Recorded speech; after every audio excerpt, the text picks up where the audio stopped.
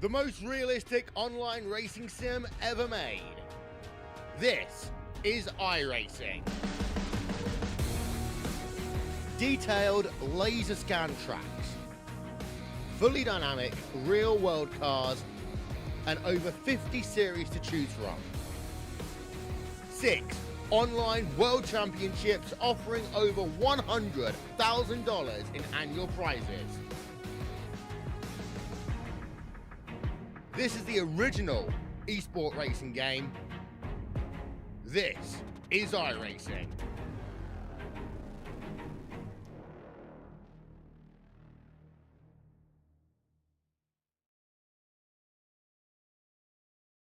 We take you down onto the track for our opening ceremonies.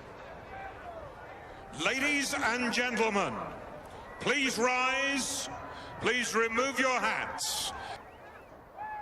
Oh, say, can you see by the dawn's early light what so proudly we hailed at the twilight's last gleaming, whose broad stripes and bright stars through the perilous flight o'er the ramparts we watched were so gallantly streaming, and the rocket's red glare, the bombs bursting in air, gave proof through the night that our flag was still there. Oh, say, does that star-spangled banner yet wave o'er the land of the free and the home of the brave?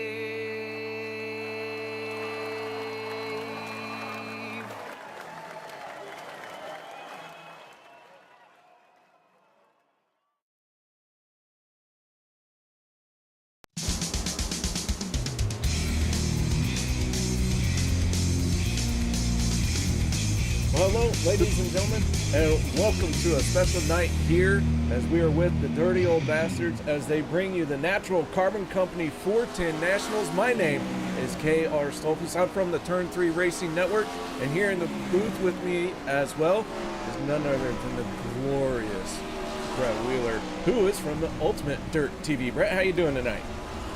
Good, KR. How are you, buddy? I'm looking forward to tonight. A big night of racing. D main, C main, B main, and of course, looking forward to that 50-lap main event championship night to crown a 6th annual Dirty Old Bastards Natural Carbon Company Knoxville Nationals winner. Yeah, it's going to be a heck of a A-main here tonight. But before we can get to the A-main, we got to go through the D and the C.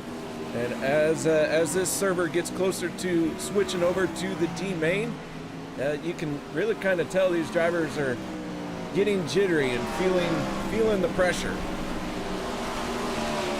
Yeah, well, Phil, I know it's like coming into tonight, you know, we've got a D main that was meant to have about 16, 17 cars. We're actually shrunk that down now with how it's all going to work. So we're looking at probably a 7 or 8 car D main.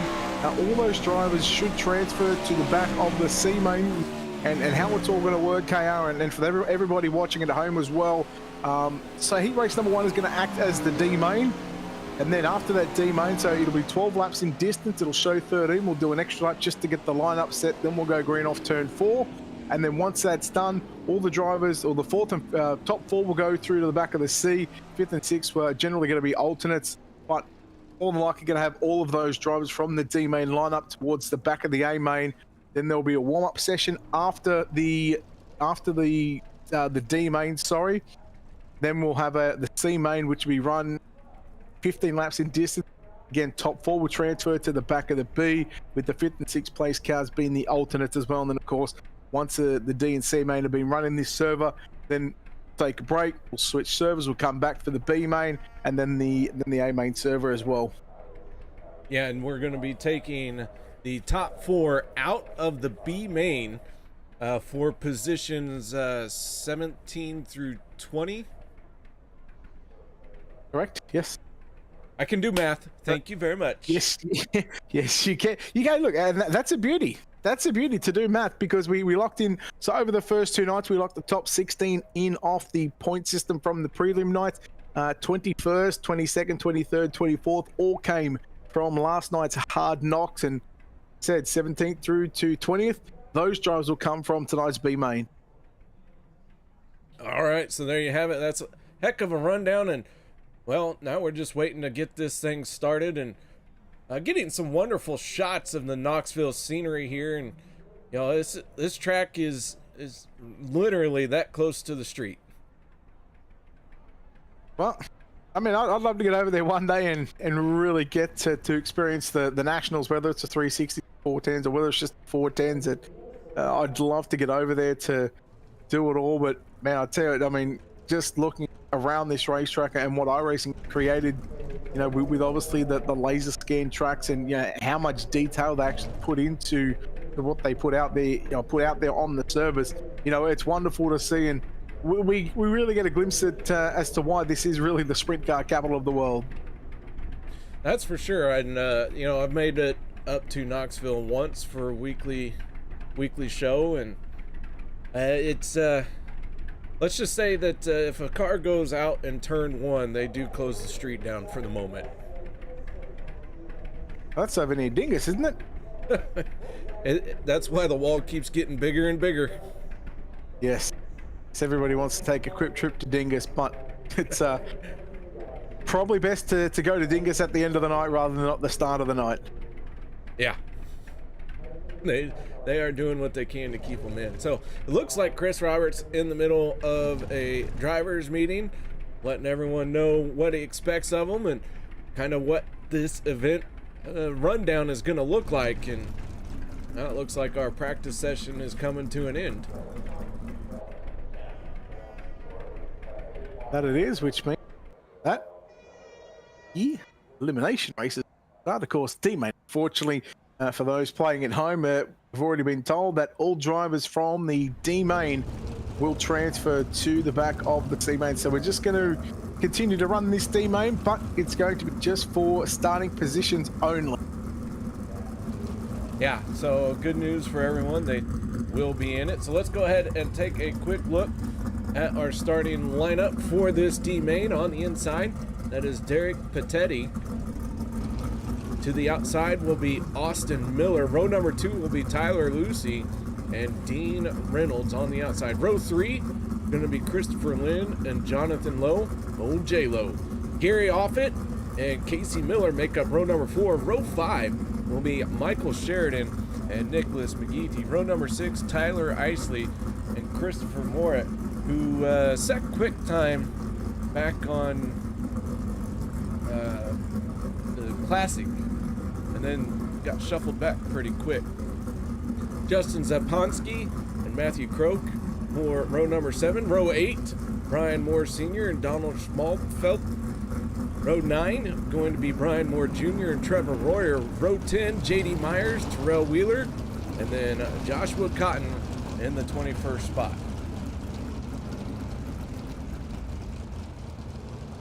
That is the starting lineup for that, but not everyone's so out the there. cars are the cars are rolling around. So there has been a change, obviously, with all these drivers in the one server. They are, again, half of those drivers are going to be already locked into the C, and the other drivers are going to come from the D main, which is on the racetrack right now. So the cars on the racetrack, you can see the 55 car of Brian Moore Sr. He's going to line up on the pole position to the outside with a 57 car. That will be Austin Miller. Position number 3 is going to be the 05 car of Casey Miller, and to the outside from position number 4 with a 94 car of Gary Offit. Third row inside with this thing, or the 3 car, it'll be Justin Zapp. I call him Justin Zapp. He's always told me to call him Justin Zapp. And then to the outside with the 7 car of Donald Schmalfelt with the 3 of, that was Justin Zapp, it looks like Tyler Lucy at the back of the bus. There we go. That looks more right. Yeah, like I said, just changing it just a little bit, just for the way that how the servers are being run here tonight. Again, we previously, we've seen it run in each different session, but that was when the track state KR, that was when the track state used to roll over fairly quickly. Unfortunately, now fortunately, the tracks take a little bit longer to wear in. Which means we get more cars in the server, and you can run a C and a B, C and a D main, C and a B main, B and an A main. Either way, you can all run it in the one server. KR, looks like we're ready to go racing here off turn number 4.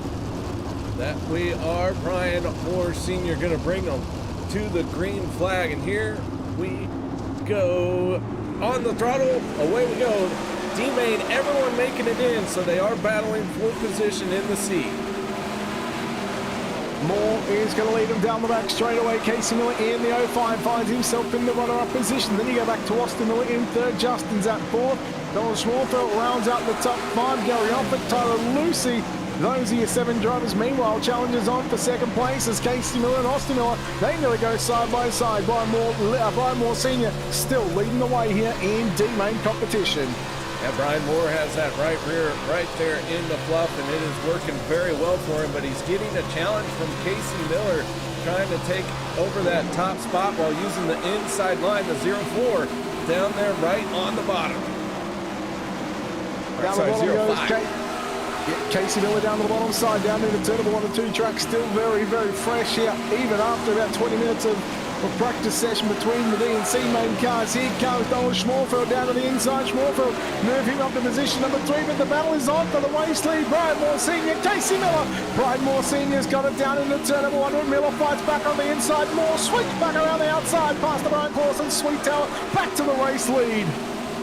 Yep, Miller couldn't quite hold it on the bottom through 1 and 2, but got a better run through 3 and 4. Moore, however, gets it wound up and gets a heck of a run down the straightaway.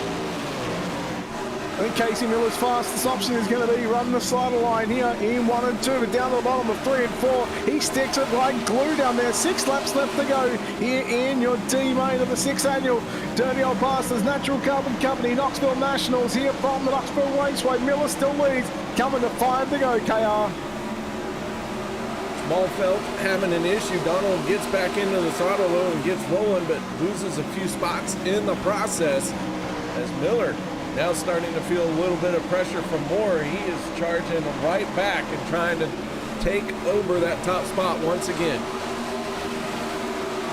Yeah, like I said, Casey Moore's best option he wanted to is just to run a slider line, seeing as though the left front needs to be right up on that inside berm just to make stuff happen. But driving away now from Brian Moore Sr., coming to 3 to go, 1.5 miles around the Knoxville Raceway. Meanwhile, Gary Offit trying to close in on Austin Miller down the front straight away.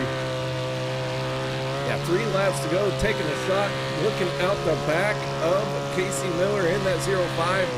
The rest of the drivers as they make their way through 3 and 4. Well, I'll tell you, this track is nice and fresh, and they are really able to keep their foot in it the whole way around. Coming down into 3 and 4, penultimate time, your D-main drivers here on championship night. It is Casey Miller getting the white flag. 1 lap left to go here at the Knoxville Raceway, the 6th annual Dirty Old Bastards Natural Carbon Company Knoxville Nationals. It is championship night into corner number 3. Off the corner number 4, Casey Miller will get the win in the D-main. Brian Moore Sr. will come home second. Third up the line is going to be very close between Austin Miller and Gary Offit. Boy, I tell you what, Cal, what a way to wrap up what was your D-main as the drivers get set just for a brief little warm-up stint here. And in fact, they may not even get onto the racetrack. We'll just have to wait to see if Race Control decide to give them just a couple of minutes. But boy, I tell you what a way between Austin Miller, Gary Offit as well. 2 1,000ths of a second just separated those the 3rd and 4th place drivers.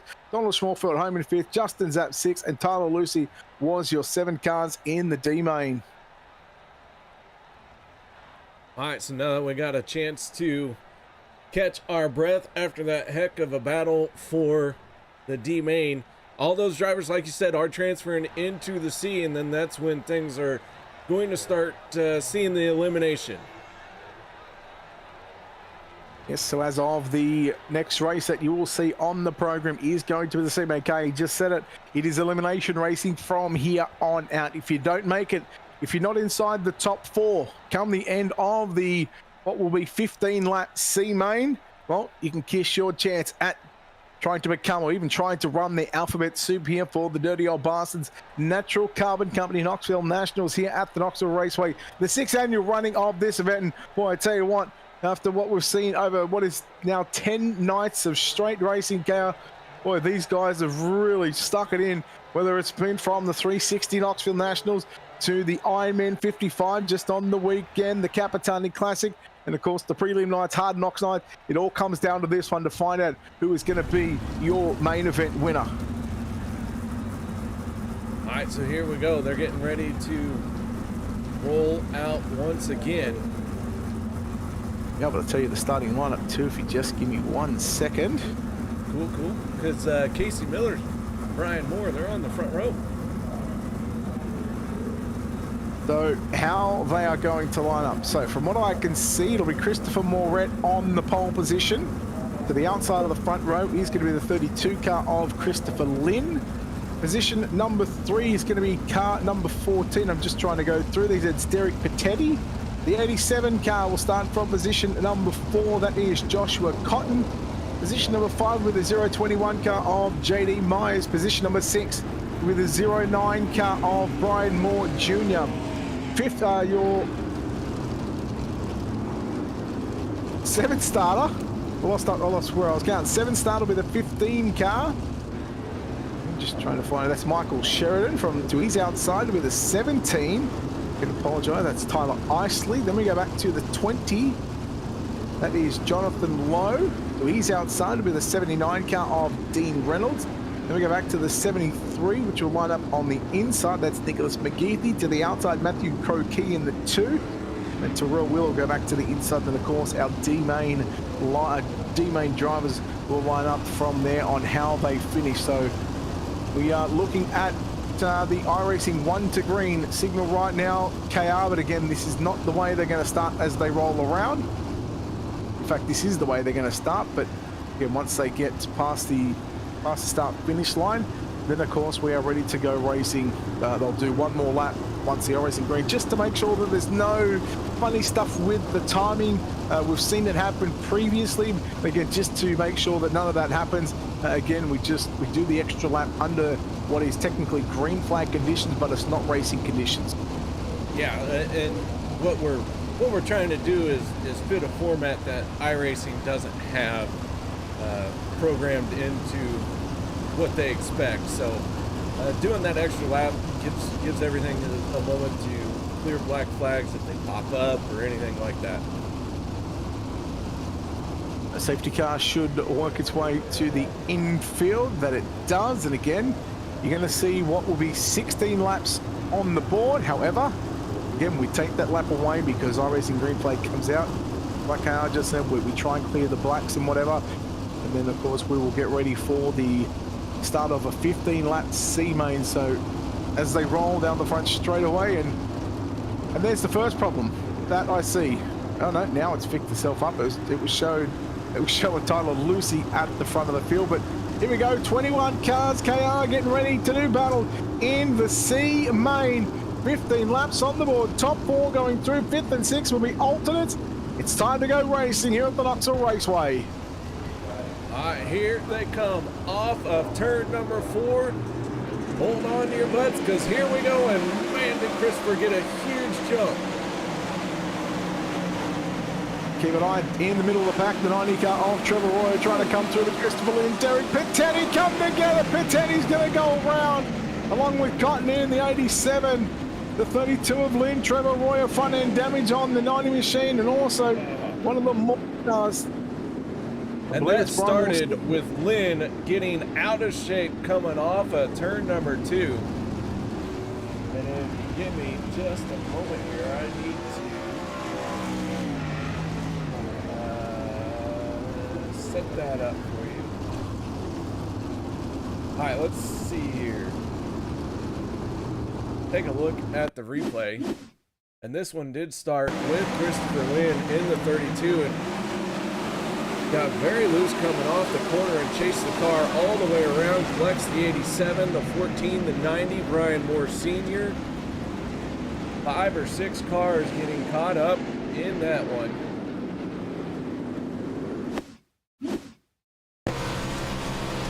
On board with Lynn. Tell you what, you really hate to see it because these drivers have waited all night. The preparation that's gone into getting their cars ready for this event, and then to have to run through what is going to be, or what was going to be the alphabet soup. Now, unfortunately, a lot of damaged race cars that we can see on the racetrack. It just makes it, and you can pretty much kiss their championship night goodbye, because they would need an absolute miracle to come back and make this one work. Although we're going to say Pettetti in that 14 car as well, he got a little bit lucky because he was the car on the inside of the 32 car of Christopher Lynn when they made contact. He's able to still roll around, but you got to wonder how much damage is on that 14 car as he's going to restart in that second position. All right, well, we took a couple of looks at it there. The lights have gone out on the Chevy Silverado. And it looks like Royer, done for the night, pulls onto pit road. Early exit for the 90, and that driver always a threat to win. And the 14 going to be able to regain the spot. He is going to restart in second. So Pettetti really making out like a bandit there. But we'll see how much damage is on the race car. We'll see how much power he's got in that number 14 machine as he still holds on to the runner-up position. Meanwhile, there is a battle between Brian Moore Jr. in the 09 to the outside on Sheridan. Sheridan goes down to the inside on JD Myers, down into turn number 1 and 2. Sheridan locks the bottom side, looks for the runner-up position. Oh no, look out, JD Myers, Brian Moore Jr. They come together, but we are yellow. Probably a saving grace there for the 021 car of JD Myers. Now Myers, I'm not sure what happened there, but that car took a hard left coming off the corner.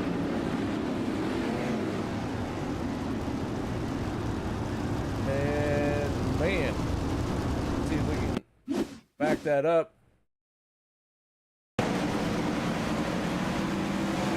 Myers almost got into Massa Sheridan, but he for sure got into, looked like Brian Moore Jr. On aboard with the 09. He's just out of nowhere. Gets clobbered, keeps it off the inside wall. Good save. A very good save there, considering the way the contact was at the midway point of the back straightaway.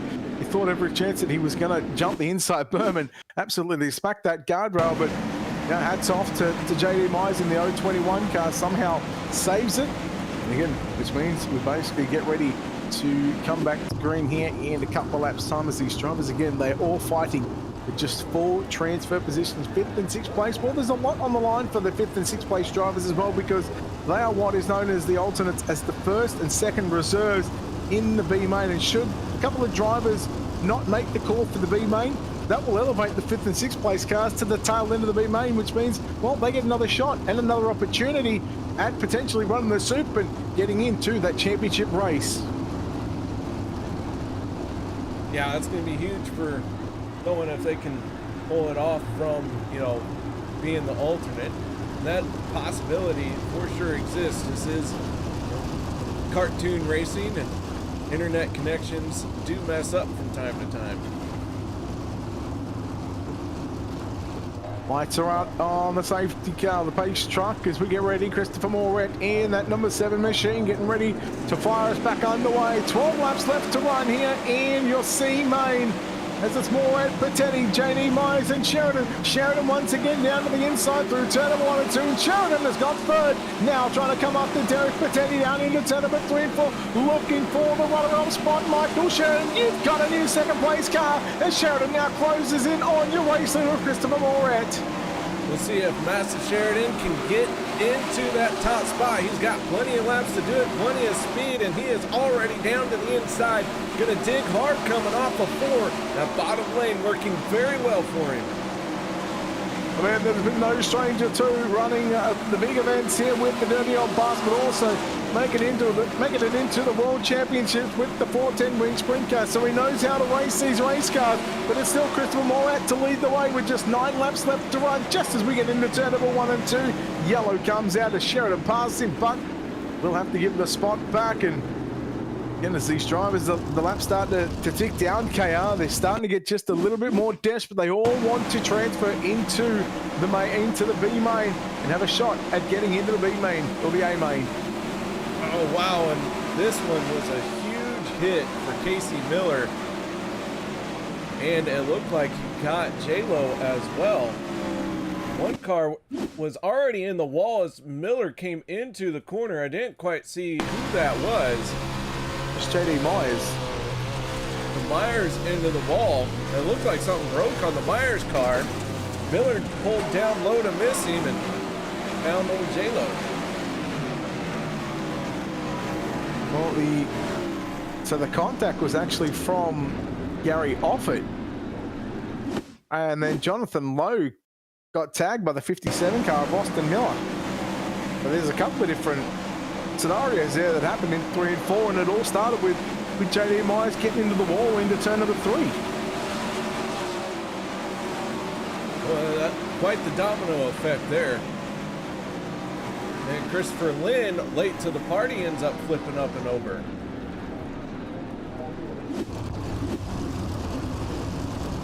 Wow. Strange night here at Knoxville, KR. It's a real strange night. And They're we know rarely straightforward. Yeah. And they can get very, very heated in the moment of battle, let me tell you that one. But here we go, lights are out. 9 laps left to run, and boy, I tell you what, Michael Sheridan, doesn't he look the goods as he looks to take out your C main victory and transfer to the back of the B main. Again, we only take the top 4 with 5th and 6th place cars. They will be alternate reserves. All right, here we go. We're gonna get 9 laps to go this time. The green flag waves. The 15 of Sheridan right down to the bottom. The 7 of Moore to the high side. We're picking up right where they left off. Keeping an eye on Derek Patetti in the 3rd spot. Brian Moore Jr. now goes to the inside, looks to take over position number 3. So there's the battle on for the lead and the battle on for the transfer position. Moorhead, Sheridan side by side. Give it to Moorhead. Meanwhile, Brian Moore Jr. is up to 3rd. Here comes Tyler Isley to the inside of Derek Patetti down into turn 3. Isley gonna make contact with the 14. He smacks the inside wall, and that car comes to a rest. He is out of the race and clears it before the caution comes out. That puts Gary Offit in the 94 machine, now up to the 4th position. Meanwhile, new race leader down into turn number 1 and 2. Sheridan's got it on the low side. Here comes Moret back to the outside. What a drag race. What a race between Moret and Sheridan. Sheridan down line, Moret upstairs. Sheridan trying to get that run up off the bottom. It's getting narrower and narrower. He touches that berm with the left front. It really upsets his car. Yeah, something that Sheridan has to work with, but right now what he's working with is a nearly 3/10 of a second lead with 4 laps left to run as your yellow flag will come out here. Once again here at the Knoxville Raceway, it is the 14 car of Derek Patetti. See if we can bring up as to what happened there on the back straightaway going into turns 3.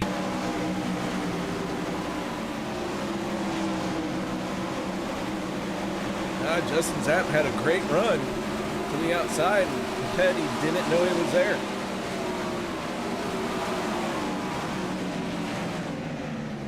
Well, he had somewhat of a decent starting spot in tonight's C main, but unfortunately now he'll have to go to the tail end of the field. But I mean, still back to what is going to be 13th place. It's still got to get 9 spots if he wants to get back to the front of the field or near the front of the field and have a chance at getting into your B main. But you got to think, KR, with only 3.5 to go. That's 1.5 miles around the Knoxville Raceway.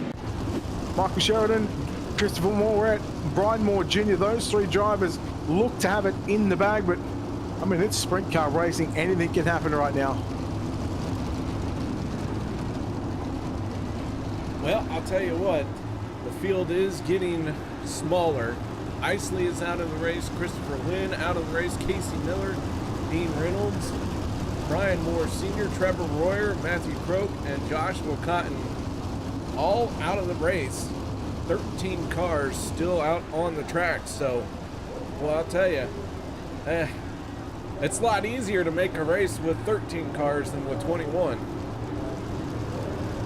Yeah, you've got to have your equipment not bent, not scratched, not damaged. That's how you're going to have a good chance of getting into the back of tonight's B main. But as the lights do go out on the racing.com official page truck, it is Michael Sheridan to lead us back to the green flag. Again, a very slow and constant, steady pace past the National Sprint Car Hall of Fame in the museum, and you really get a feel.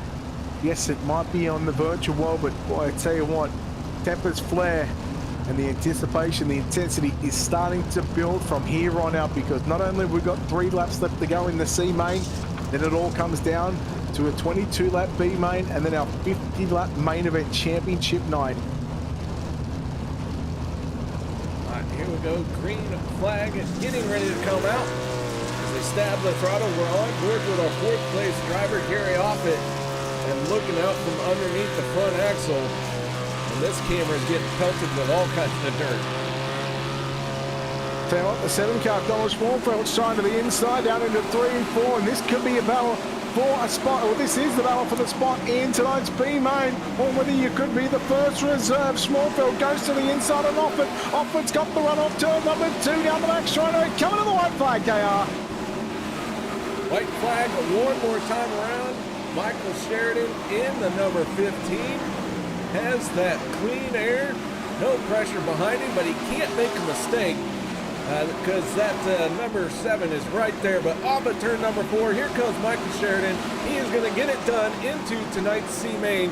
Transfers into the B with Moore, and it looked like Schwarfeld got the 4th and final transfer spot at the last minute.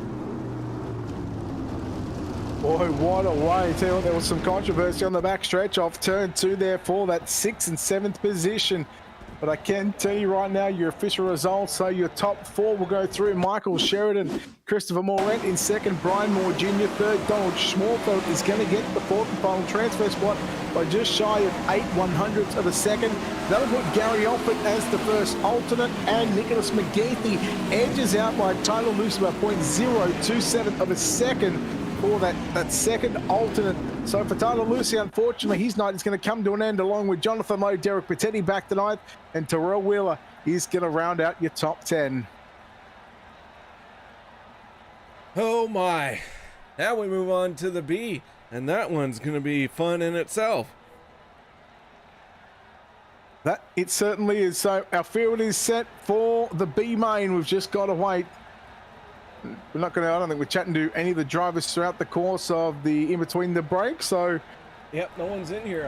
I'd say we could talk to them, but I don't see anybody. Well, I'm sure if they... talk to, I should say. Yeah, it's going to say, let's talk to... Actually, you know what? Let's bring down Double D, Darren Detweiler, because he is... He's had a problem of being a commentator's curse as of late, but... He's already locked himself into the show. Darren, how's it going? How you feeling? You're a little bit nervous right now. I can hear that in your voice, but how are you feeling going into the main event here tonight soon? Well, I accomplished what I set out to do this week, and that was just make the A main. Last year, I had absolutely no luck. Had internet problems during the 360 Nationals, if I remember right. And then during the 410 Nationals, it just didn't have the car underneath me and didn't really do much of anything. I think I was a C main car. So coming in tonight, starting in the top 15, I feel really good. Now it's just a matter of we'll see where things shake out. Well, Darren, you got 50. Go ahead, Brett. You go. There you go. All right. Well, Darren, I was going to say, your 3D, your race cars, they always look great. A local posse driver here, if you will, misplaced here up in Iowa. So how do you feel about being accepted into posse? Yeah, I'm kind of wondering what's going to happen if I actually have a good finish, with the posse always claiming anybody that runs well. I better be careful. Brett will be elected into posse if he does too good of a job in this broadcasting stuff. I tell you right now, I will not go to the posse. I'm not a one-state wonder. He's wanted in multiple states and countries, ladies and gentlemen. Wanted's a very big. You're using that word very loosely, I must say, KR. But now you got 50 laps on the board. I think there's going to be a yellow right around the halfway stage. What do you look for in this B main coming up? Because that's going to be run just before the A main, and it's going to be basically on the same track state. The main thing I'm going to be looking for is just how equal top and bottom are looking. Because if the bottom is there early in the A main, I think a lot of guys are going to go ahead and just run down there, save the fuel, save the tires early, so they can run up top later in the race. I'm honestly looking to just do the opposite of what most people do and hope to be there at the end. Had a good car through the 410 Nationals, got a great team around me with Most Wanted Motorsports, and it's one of those things. The 50 lapper going straight through is a very different experience. We did the practice race before everything kicked off, and just to see if we could actually make 50 laps. And after seeing that it's possible, there was a bit of a debate back and forth. Do we just run it at 40 or do we go ahead and do the 50? There was concerns about guys just spending the first 25 saving tires, but it should be interesting how going straight through on the 50 with just a halfway break just to kind of catch your breath should be quite an experience, especially with tire wear being how it is. Well, certainly look forward to that 50 lap main event. Darren, good luck in the 50 lap main event. We'll let you get prepared as you get ready to watch the B main just like the rest of us. All right. Catch you all later. And well, let's bring in the man that finished second spot here tonight in your C main. That's Christopher Moret. Christopher, second place in the C main. Now you lock yourself into the B. Overall thoughts on the C main than what you just ran, and again, your thoughts coming up for the B main. I don't know what to do with my hands. That's pretty good. I wish I would have locked myself in last night. Kind of spun tires and tires went to crap after that late restart. Yeah, or else I wouldn't be in this situation right now. I'd be in the A, but here we are. Well, we had 25 laps in the prelims and, of course, and on Hard Knocks night. Your B main is going to be 22 laps. You said you spun your tyres late in the race last night. What do you learn mostly from last night as you get prepared for the B main coming up here in a few moments' time? I think it's just saving tires, I think, and a little less aggressive. Now, in saying that, you said you want to save tyres. Is that going to be a lot harder to do, knowing that you're going to be coming from the back of the field rather than starting up front? I think in the backfield, yeah, it might be a little bit easier back there because I think a lot of people are going to do it and they're going to fall back. But just think and keep myself out of trouble, and hopefully I get fourth or in top four tonight. Okay, I got anything for Christopher? Now that you're here, yeah, and I struggle with it, yeah, let me know how to say your last name. It's Moret. Moret. That sounds close. I've been saying that right. I've been saying it mostly. Yep, the whole time you've been, Brett, you've been saying it right. Yes, I am the winner. Yep.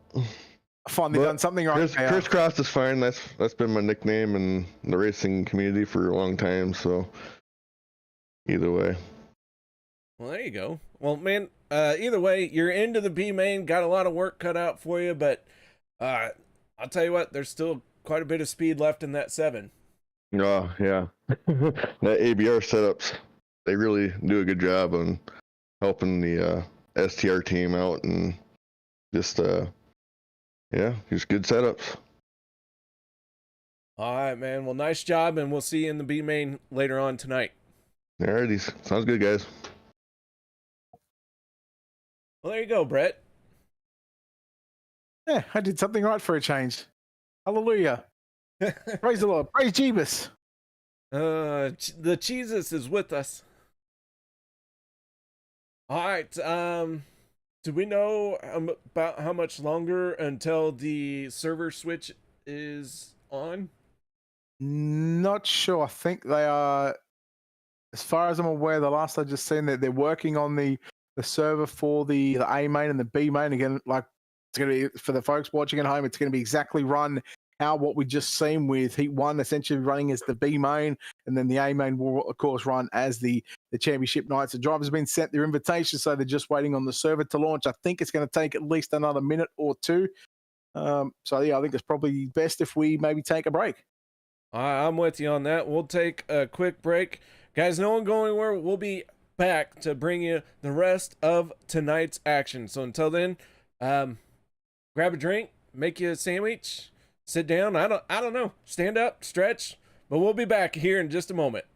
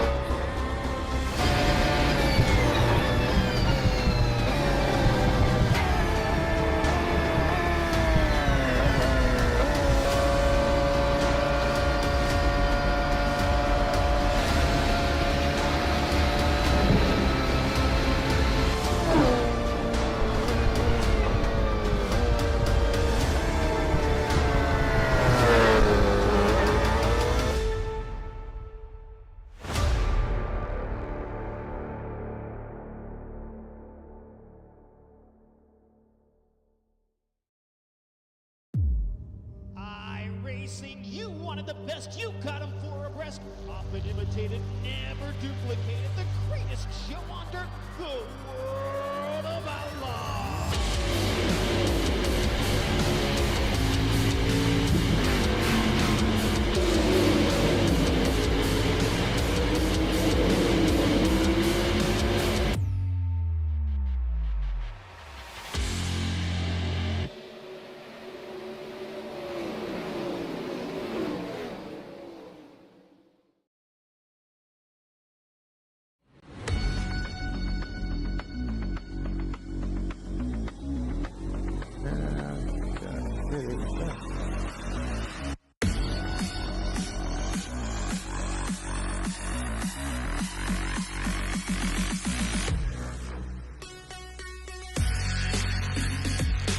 We have also Josh Whiteman up there as well. I'm pretty sure from memory, I think he starts outside pole. I can double check that, but yeah, I'm pretty sure he starts outside pole.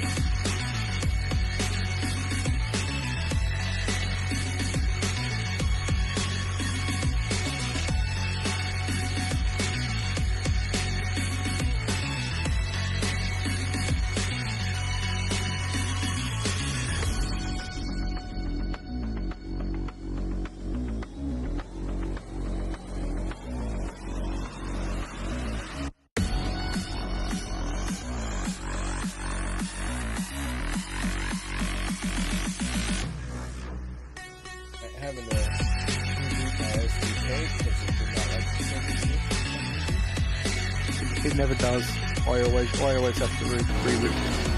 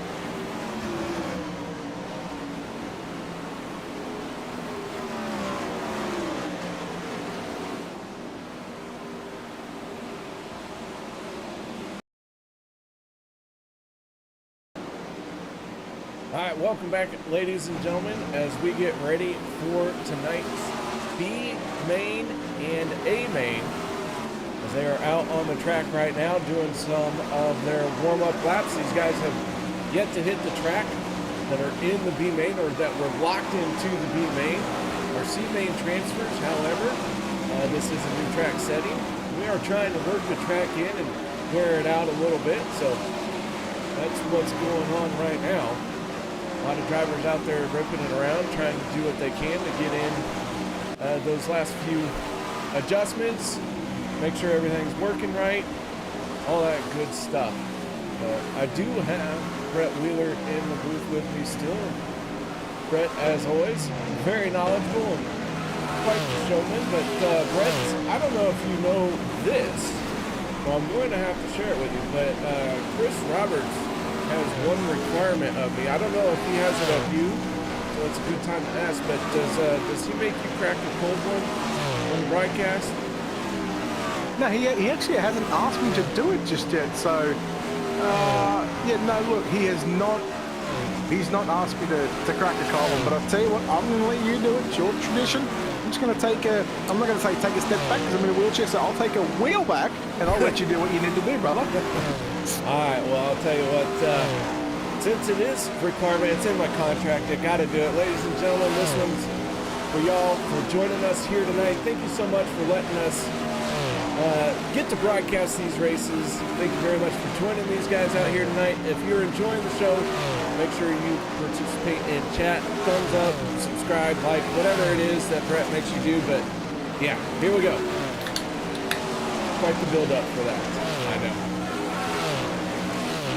You know what? Part of the contract. You just ticked off a box in the contractual agreement. That I did. Are we ready to talk to Biden? Yeah. Let's bring him down. I actually forgot. I didn't do my homework actually, but I'm pretty sure he's going to start outside the front row. That's exactly what I was doing before I got sidetracked. So we will bring him down. So we'll chat to the man that is already locked himself into tonight's main event, Josh Whiteman. Mate, welcome to the show. Welcome to Turn 3 Racing Network. Welcome to Ultimate Turn TV. And welcome to the 6th annual running of the Dirty Old Bastards Natural Carbon Company, Knoxville Nationals. How are you feeling? I don't know. I got a lot of emotions tonight, starting on the front row, like pretty excited, but also like, I don't know, kind of scared because it's a big race and there's a lot of good cars, around. So it'll be a fun race. We'll see how it works out. Over the course of 50 laps, we know the prelim nights have been 25 laps. We double that here tonight. We throw a yellow right around the halfway stage of the race. What do you take from, how do you approach this one? Because with the tyre where you can't just go, whereas the previous build, you can't just go for 20, flat out for 25 and then flat out for the next lap for 25. You've got to save your equipment. How do you prepare yourself to get ready to come into this main event? Yeah, you're absolutely right. You got to take tire wear into consideration pretty significantly. So just got to be really patient. I mean, really patient. Some of us STR guys were practicing tonight, working up to it, and I think we got it down, hopefully. But yeah, it's gonna take a lot of patience from everybody out there, I feel like. So, and I'm sure a lot of other teams and drivers have been doing the same thing too. So. Okay, yeah, got anything for Josh? Josh, you mentioned having that front row start, and you've had some time to stew over it. With that being said, when you went to sleep, what did you dream of? Winning the thing, hopefully. Winning the thing, but mainly just staying clean and saving for 50 laps. Or for most of the race is probably going to be pretty key. So, but yeah, I dreamt last night that I won this thing. Hopefully, it comes true. Well, man, we all hope it does, but only one person can stand up on top of that final step of the podium, man. So before we let you go, you have any shout-outs, thank yous that you'd like to give? Yeah, absolutely. Gotta give a shout-out to all the guys over at Team STR, Scott, our team owner, Dad, Chris, Jeff, all the guys. We've had a pretty good showing in this event. I think Chris Moret just put himself in the B and C.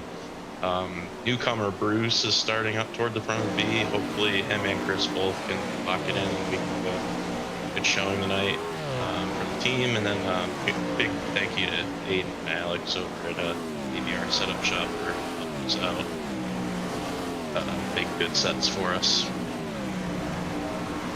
All right, man. Well, good luck out there tonight, and man, we'll be rooting for you. Thank you. I appreciate it, guys.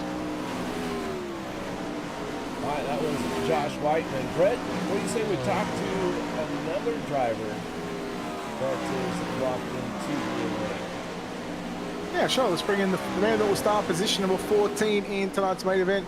We're driving the 10M machine of Jack Young. Jack, you got a copy? So I do. Hey, buddy, you've done the hard work over the prelim nights. Now you get ready to watch the 22 lap B main, and then you'll get yourself prepared for the 50 lap A main event. What are you looking for in this track once the B main cars finish? It's pretty hard to tell, to be honest. With this new update, it's so hard to tell what's slick and what's not, especially at this track. That's probably one of the hardest to be able to tell between the two. I just hope that multiple grooves come in. My plan is to obviously save tires because with the new updates. So hopefully the bottom groove will come in for me, and then I'd say like the last 20 laps, try to rep the top and see what happens. Ideally, where would you like to be? Like I just said, you start from position number 14. Where would you like to be at the halfway stage of a main event tonight? Like position-wise, or? Yes. At least somewhere around, at least where I start. Like I said, falling back here with this competition, it's going to be so hard to gain that back. So I like to at least either stay where I'm at or move up. Obviously, it's just this competition is so hard. Once when you fall back, it's just going to be you're going to be clawing your way through to get back up. So you got to be on your feet early. With this competition already locked into the main event, we've got Aiden Bierlein, a world championship driver, Alex Bergeron, that 3-time iRacing world champion, Tyler Schell, the newest 410 sprint car world championship, Greg LeMay, he's been in the world championships, Braden Niley, he's been a consistent top 10 driver in the world championship, Vinny Sansone, he's also been in the world championship races, Alex Zazinski finished runner-up in last week's 360 Knoxville Nationals, Kenny Hoffman, he's already locked in, he won last night's Hard Knocks night. Who would just Sorry, I lost you there. You say that again? Who would be the biggest? Who would be the biggest threat? Who would be the biggest competition coming into tonight's main event? That's hard to say, man. When you list a group of guys like that, you know, former champions, you know, just all-out pros, they're just good at what they do. It's so hard, especially at a track like this. I would have to say someone like Eiler or like Bierlein or Bergeron. Those are my top 3 picks if I had to bet. It's going to be one to watch. KA, got anything for Jack Young? All right, Jack, you know, you're locked into the A, but I have a feeling you're going to be watching the B main. So do you have any favorites that you think are going to transfer from the B? I have 2 of my teammates in the B main and a good buddy of mine also in the B main. So I hope that they all make it, which is Brett Strickler, Kevin Click, and Sheridan. I hope they obviously make it, but it's not easy with this B. Even the D mains, C mains, and the B mains have really good competition. It's just so hard. So I'm definitely going to be looking out for them and giving them pointers, and hopefully everything is going to turn out good for us. Well, Brett Strickler starts on the front row for the B, and Sheridan has to come from the C main transfer spot. So he's got his work cut out for him. But Kevin Click, yeah, I could see that being a surprise.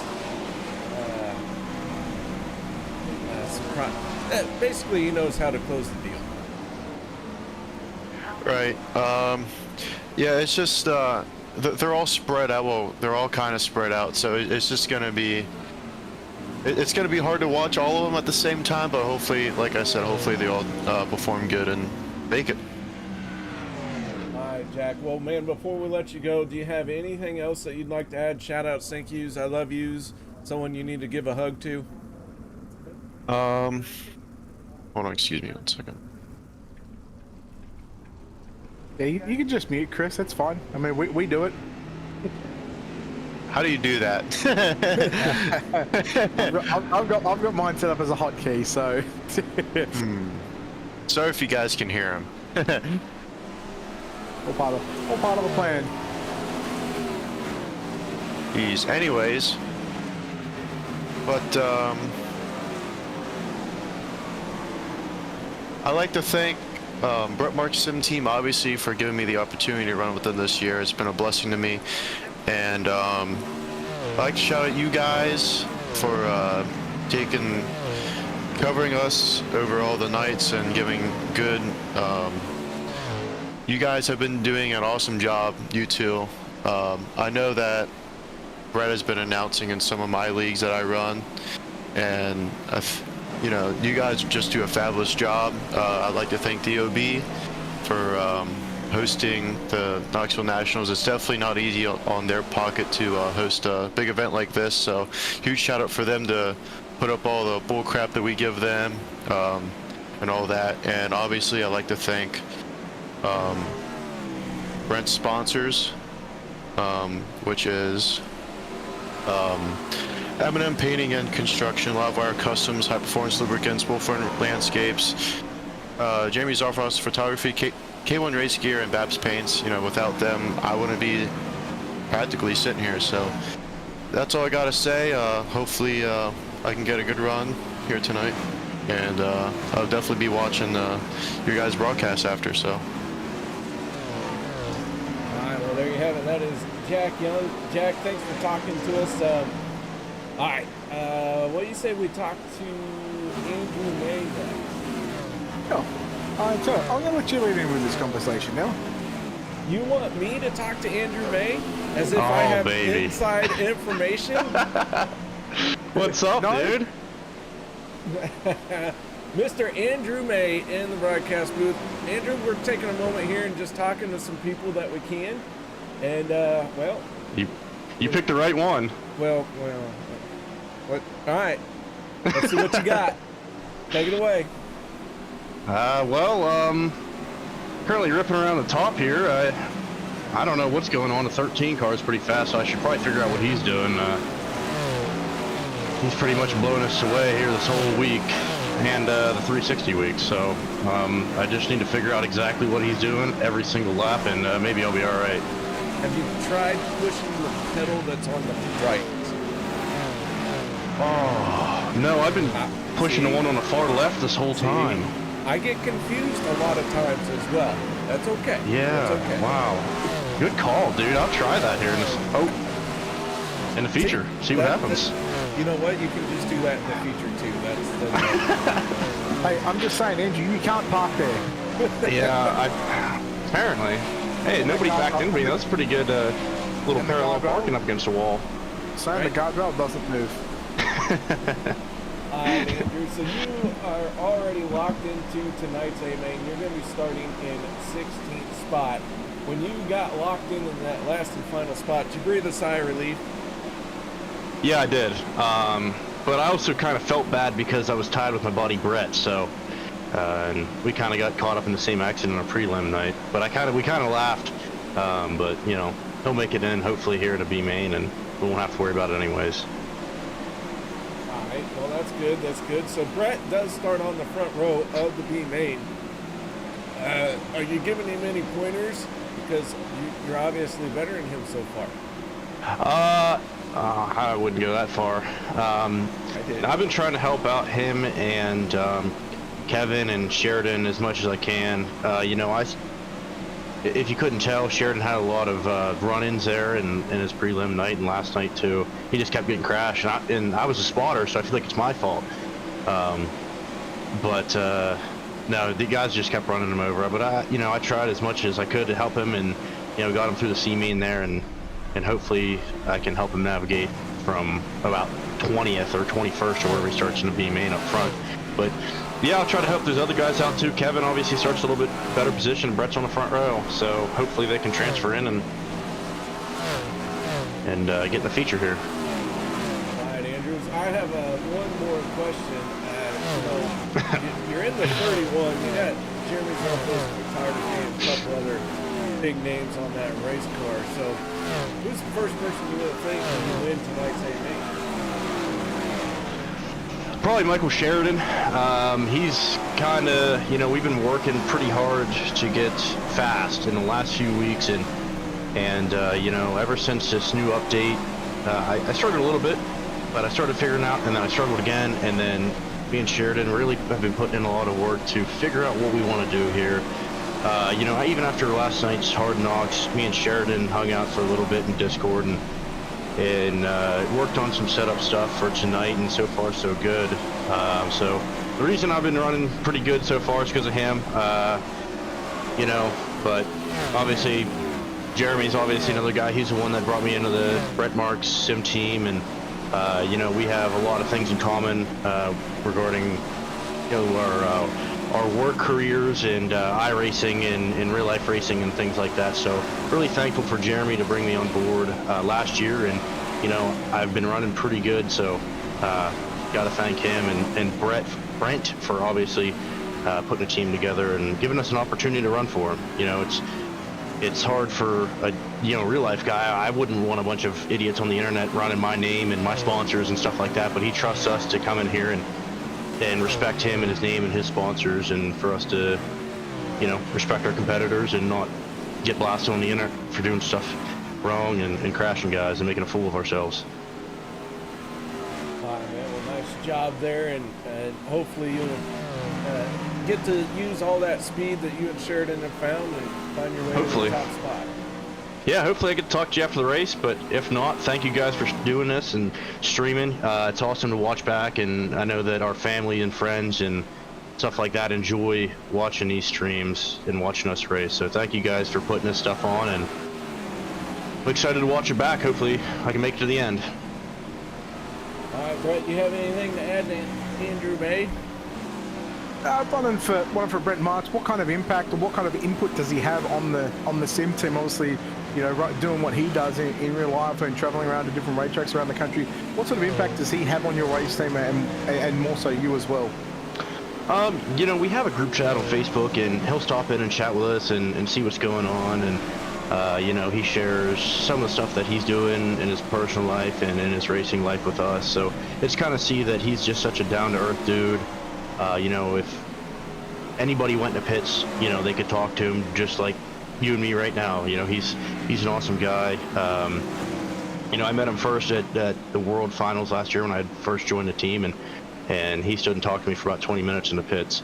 You know, he really appreciates us. You know, we kind of go out and, you know, we put the Facebook posts out there, his sponsors and us, and he shares them. And, you know, he likes the extra marketing basically for his sponsors and himself and our team. So it's fun to put it on for somebody. You know, when you race and it means something to you, like to me, you know, obviously it means something for me to run. I've always been a Brett Marks fan, so it was like so awesome to be able to join a team, and I've always taken it as a special opportunity and didn't ever want to ruin this for myself. You know, some of these guys run into each other and run each other over, intentionally wreck each other, but you know, I try not to get into all that, because I have a name to represent every time that, you know, we race and we're on stream like this. So it's been a big impact, especially for me and Jack, and bringing Jack on. You know, he's always been my buddy. We've been racing the stuff for 2 years, and I've always, for 3 years really, and I've kind of held him under my wing, and now he's starting in front of me. So Diz, now obviously we just had the real life Knoxville Nationals just happened a little over a week and a bit ago. Has he sort of spoken to you about, you know, where what to do? Is he just sort of, you know, just sort of, well, you guys run my racing more, he just sort of lets you guys go do what you need to do? Yeah, he just kind of lets us go do what he does, you know, especially during the racing season. His life's so busy. Obviously he just got married, and you know, he has his own life and he has his own car to take care of. You know, he's not too worried about what we're doing. Just go out and race and compete and have fun, really is what he says every time I see him and talk to him about this stuff. He just wants us to have fun and represent him while doing it. Andrew, good luck in tonight's 50-lap main event, and let's hope we get to chat to you at the end of the night. Yep, thank you guys. Well, there you go. There you go. Another driver talked to. Got about 3 minutes left or so. Do you think we got time for another one? Yeah, sure. Let's go for it. Why not? I'll let you talk to Gary. All right. Bringing in Gary Offit in the number 94 machine, who is currently sitting in the pit area waiting for the B main cars to get onto the racetrack. Gary, welcome into the stream. You're into the B main. How you feeling? Oh, I feel like a long shot. Come from the D to the C to the B, and I'm excited, boys. Yeah, it's going to be interesting. I would call Vegas and tell them about probably a 99-1 long shot on getting this done tonight. But I sure appreciate all you guys for the broadcast, and Chris for this wonderful last 10 days. And I also better give a shout out to my wife. But Brian and Greg and Keith and Debo, Jack, and Keith, gotta give them all supports. They've been helping. We've been up working late a couple nights trying to get set up. I feel like I was slow all week. So, been an exciting week though. You guys got, how many energy drinks do you have in you? Maybe we can go all night. I'm ready to go all night, but hey, you've had Track's looking like it's going to be up there on the top for tonight. It's going to be exciting. That'll get burnt in very quickly. Expect that bottom and middle to come back in late towards the race, especially with the tyre wear. But you've had to. You just said you've had to run the SIP. You've had to run the D main. You're locked into the C. You ran the C. You get into the B. Now you get to the B. What would it mean to you personally to lock yourself into the 50-lap championship race here in a moment? Wow, that's, you know, this had to be like a a year a year ago. Last year we raced the DOB, and I think I was like last in the D several races, so it would mean a lot for the 2023 schedule. Okay, I got anything for Gary here?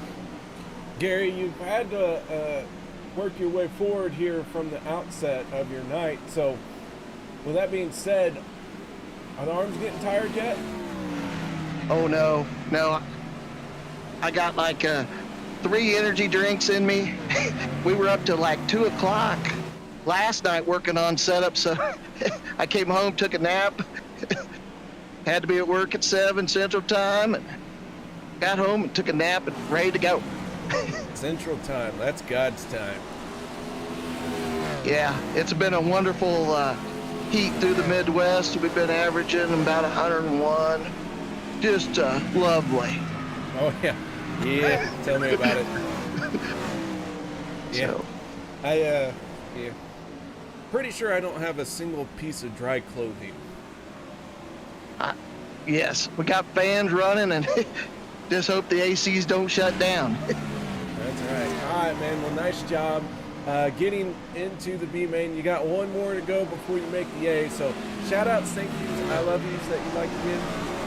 Oh yeah, to especially Greg Parmley. He gave me great help today on my internet. We've been fighting that problem. Keith and Brian Moore and Brian Moore Jr. and Devo and Jack. I'm sure they're sitting in the boat watching us, listening to the interview. So, but yeah, huge shout out to all of them. And to you guys and to Chris for putting on this 10 wonderful days of action. Man, nice job and good luck in the rest of your night. All right, thanks. Yep, call Vegas. I don't know if I'm going to be the long shot or not, but it'd be worth $2. You guys have a good night. All right. I'm a gambler, man, so I'm going to take. I'm a gambler, man. I'm taking those odds. Taking the $2 odds, huh? Hey, he said 99 to 1. There you go. I'm taking those. Be worth it. Be worth it. I got a quarter. I can put like $1 down. Yeah, I'll tell you what. I'll throw in the extra. We'll have $5 on him to get through to the show, right? Who's paying out? I think Tim Sims can pay out. He's the money man around here. He is the money man around here. Speaking of money men, just getting word from Race Control, where we were talking about top 4 going through from the B. We can confirm that is now going to be the top 6. So the magical number will be 6, and then of course 7th and 8th will be the first alternates if for some reason someone does happen to drop out or anything that has those mechanical issues as to where they are not able to get onto the racetrack. So, but for the moment, top 6, and of course we will have a 4-wide salute in the warm-up session for the main event, and now we're going to get to see the greatest sight in all of motorsports. Man, I'll tell you, that is always it always sends chills up my spine when I see, you know, the Knoxville Nationals, the Eldora Million, the historical big one, all those huge races. When you see that 4 wide, it's just something special. It is, and all it is just a simple show of respect from the drivers to the fans watching at home, and or even that we'll get to watch the replay of it, and you really get a sense of how much anticipation, how much energy has built up over what has been the last 9 nights. Of course, this is night number 10 straight nights of racing. We started last Tuesday with the 360 Knoxville Nationals. We had 2 prelim nights. We had then on the Thursday night, we had the championship night, and KR, you were meant to join us for that one, but unfortunately you had some real life engine stuff to take care of, which that main event went 30 laps green to checker. There was not one single caution in the main event. I mean, what a race that was. Then we traveled to Peevely, Missouri at the Federated Auto Parts at I-55 Raceway. The midgets and the 410s, they had a doubleheader with the Ironman 55 weekend. Then we come straight back here to the Knoxville Raceway. Sunday night, we started off with the Capitani Classic, which you covered that one, and then went straight into prelim competition nights 1 and 2, and then last night we had the Hard Knocks night, all leading up to the biggest race in the Dirty Old Bastards calendar to find out who will be the 6th annual Dirty Old Bastards Natural Carbon Company 410 main event Knoxville Nationals winner. It all leads up to this one, and KR, 2 races left. Yeah, there's the B main, which we're getting ready to roll out. And you mentioned we're going to take the top 6 out of the B main, and then it becomes the A main, 50 lap A main event. Not only is someone going to be crowned the Knoxville Nationals the DOB Natural Carbon Company 410 Nationals champion, but it also comes to the conclusion of Mr. Knoxville. Whoever has earned the most points throughout all the entirety is going to get the Mr. Knoxville award. Well, we'll have to wait and find out who that is, but I tell you what, we have got your B main cars to the staging lane now. Just do one thing and then I'll be able to get the starting grid. And there's a lot of cars to go through. You know what? I'm just gonna leave it. I'm just gonna wait till they get onto the racetrack, because trying to go through 24 cars, I'm gonna lose position. I'm gonna lose count on who is starting where. I don't blame you. That's a smart move. We'll let them roll out. But I can't. I do know who the final 4 are. Does that count? Yeah. So. Yeah. Well, yeah, it does. And then they're technically still part of the lineup. So hell yeah. Yeah. All right. Here we go. Gonna start rolling out. Whenever you're ready, I'd say you do the grid. You got this stuff nailed down. I don't even know why I'm here. No, I don't know why I'm here. I like what I do with my hands. Actually, I know who starts on pole. And that's Brett Strickler. Remember, we go back to the Andrew May interview. He said Brett Strickler starts on pole. And he does. And fun fact about Strickler, he won a prelim night at the 360 Knoxville Nationals. I'm pretty sure it was night number 1 that he actually won. So, again, we've just got to be patient just to get the lineup sorted. Again, we'll do this under pace lap once the field is set. Of course, we will let them loose. We'll get the iRacing green flag thrown. We're not racing straight away because it's going to show 23 laps on the board, but it is only going to be a 22 lap. So that very first lap, once the iRacing green flag comes out, we'll pace around just like we did in the D, just like we did in the C main. We'll pace them around. We'll clear all the blacks if there's any blacks, just to make sure that there is no timing issues whatsoever, because we've had that previously before. And then once they all go past the start finish line going down into turn number 1, then we'll of course let the field roll, and it'll be on the pole sitter, which of course we know is going to be Brett Strickler on the front row. To the outside, I can see that is the 17 car of Bruce Jones.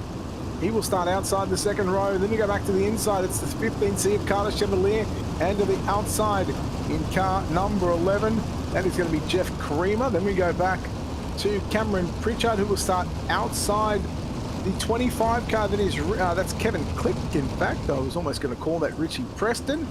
Inside the next row is going to be the 65 of Chris Fitz. He's outside the 45 of Bradley Cox. Then we go back to the 27 car of Brad Leberson. He's outside the 18 of Zach Hoddle. Next row to the inside, David Smill Jr. in the 72. To the outside, Jimmy Barr in car number 12. Jason Nygaard alongside Robert Boggs in the row behind them. Safety car still on the racetrack, so that'll still give me time to attempt to go through this grid. I forgot where I was up to. I went to... Where'd I go to, KR? I went to Boggs. I got lost too. Yeah, so did I. Next row back, we've got the 536 of Ryan Field, I think it is, and then the 39 car, that's Joshua Berkey. Follow back, then we go back to your C main winner of Michael Sheridan. He's outside. Christopher Moret on the outside, and then the second last row, Brian Moore. In fact, yeah, second last row, Brian Moore Jr. alongside the 7 car. That is Donald Schmalfeld, and then Gary Offit will start alongside the 73 of Nicholas McGeevy in that final row. Keep an eye on the safety car now. Safety car comes in. We are not going green. Hold your horses, hold all tickets, because iRacing green flag is going to come out once the drivers come across the start-finish line. KR, we are now official. Not just yet. In fact, it hasn't been thrown. Okay, there's the green flag being thrown. Now we are officially on the 1 to green signal off turn number 4. We're going to go racing here in a moment. You know, one thing I do want to point out, the B main did use both alternates. So both alternates from the B main made it in. They did. So that was a real important piece of work to make sure you finished in the top 6 of the C main. But here we go. 22 laps on the board. The 6th annual Dirty Old Bastards Natural Carbon Company Knoxville Nationals. This is your B main. We're underway. 22 laps on the board. Brett Strickler got a good jump. He needs that clean air. He wants to be out in front, picking the line that he wants to run. Here comes Carter in the 15 down to the inside to try and give him pressure. Jones alongside Pritchard. Pritchard slides up, will take 4th away from Jones. Look at Cox to the outside as Kevin Quick goes right through the middle. Now the 27 of Bradley Emerson. That battle is on for the transfer spot, but meanwhile, up front it is all Brett Strickler. 2 down and 20 to go. The 38 is looking good, but one driver who can't be too happy about what has happened, that is the 17 of Bruce Jones. He started on the outside of the front row, and now he finds himself outside of the final transfer spot. Oh, sorry, no, he's still in the transfer. We're taking 6, so he's still good. My bad. I forgot we were taking 6.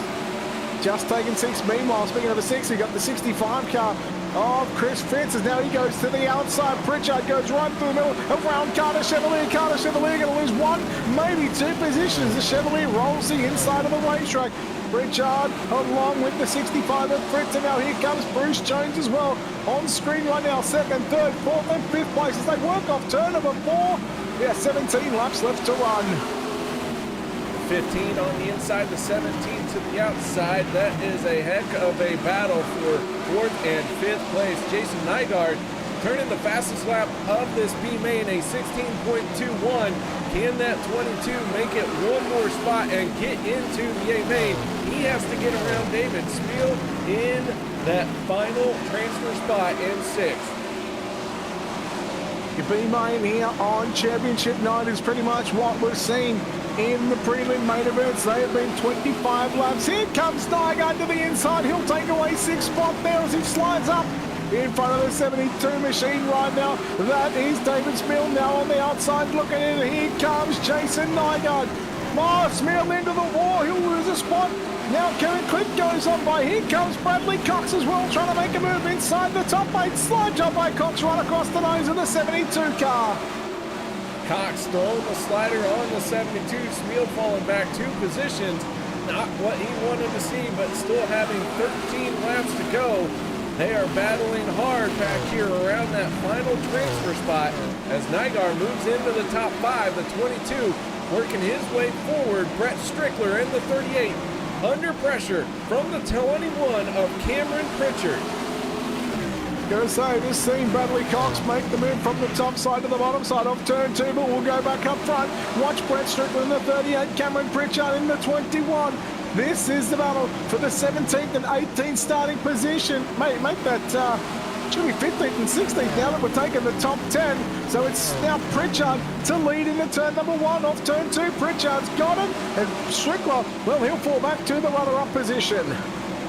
38 still running strong. Bruce Jones, who fell back to 5th, starting to work his way back forward. He's now in 3rd place. Chris Fritz, Jason Nygaard round out your top 5 right now. Then Bradley Cox in that final transfer spot in the 45. Carter and Smeal on the outside looking in for the moment with 9 laps to go. Nygaard to the top shelf down into turn number 1, rails the cushion, now looks to, well, he got into the back of the 65 and Fritz, he had an opportunity to go underneath him, but he didn't take it. Now Nygaard into the fence, oh boy, he got a little bit lucky there as the yellow flag come out, but the 25. Wings starting to get pulled back there on the 22, but first yellow of the B main comes with 8 laps left to run, a 14-lap run there from these drivers in the B main. I'm going to say, KO, that sort of caught me off guard a little bit because I thought that we would have probably had about 3 or 4 lap before we had the first caution, but hey, hats off to the drivers to go 14 laps before the first yellow comes out. Yeah, and this one is going to be a 3-car stack up. The 15, the 25C, and the 51 all get in trouble. The 15 missed the cushion, jumps down to the inside. Kevin Click is right there, and they collect Robert Boggs as well. And so a tough break for these guys. They did have a good run going, and we're working their way forward. Speaking of working forward, Michael Sheridan is wasting no time cracking the top 10, and he still has a few laps to go to get those final few positions to make it into tonight's A-Main. I think he is 2 spots out at the moment. 2, 4, 6, 8. Yeah, he's in 8th. Pritchard first, Strickler second, Jones third, Fritz in 4th, Nygaard 5th, Cox in 6th in the 45, Davis Mill Jr. 7th, and Michael Sheridan in 8th. There you go. Hey, look, I can count. Man, oh man. I had to use all my fingers though, and now I was out of fingers. I'll tell you what, sometimes I have to use my toes, but every time I do, I have to take my shoes and socks off. Then there's this weird smell. Yeah, you know, I get that too. So even if I use my toes, I can't really feel them all that much. So, I mean, they're pretty much null. Yeah, sometimes you gotta poke them to wake them up. Okay. Yeah, no, they still don't wake up for me. Anyhow, let's wake up. Let's go back to green. 8 laps left to run. It is Cameron Pritchard in the 21 to lead us back off turn number 4. Strickler right there with him as they work down into turn number 1 and 2. Jones, he was a little bit of a sleep at the restart. Fritz, Nygaard comes after Cox. Now here comes David Smil Jr. Look at that battle for the transfer position. Right now, Jason Nygaard holds on to him. Here comes David Smil down to the inside. You've got a near 6th place runner. It's the turn 2 Terribles number 72 machine. David Smil doing what he can to run that car down on the bottom and hold on to it. Michael Sheridan, though, had a great run, but then everyone started getting crisscrossed in front of him, and the 15 had to check up. That has cost him some momentum, but Sheridan's still in 8th. Now he starts to mount the charge once again.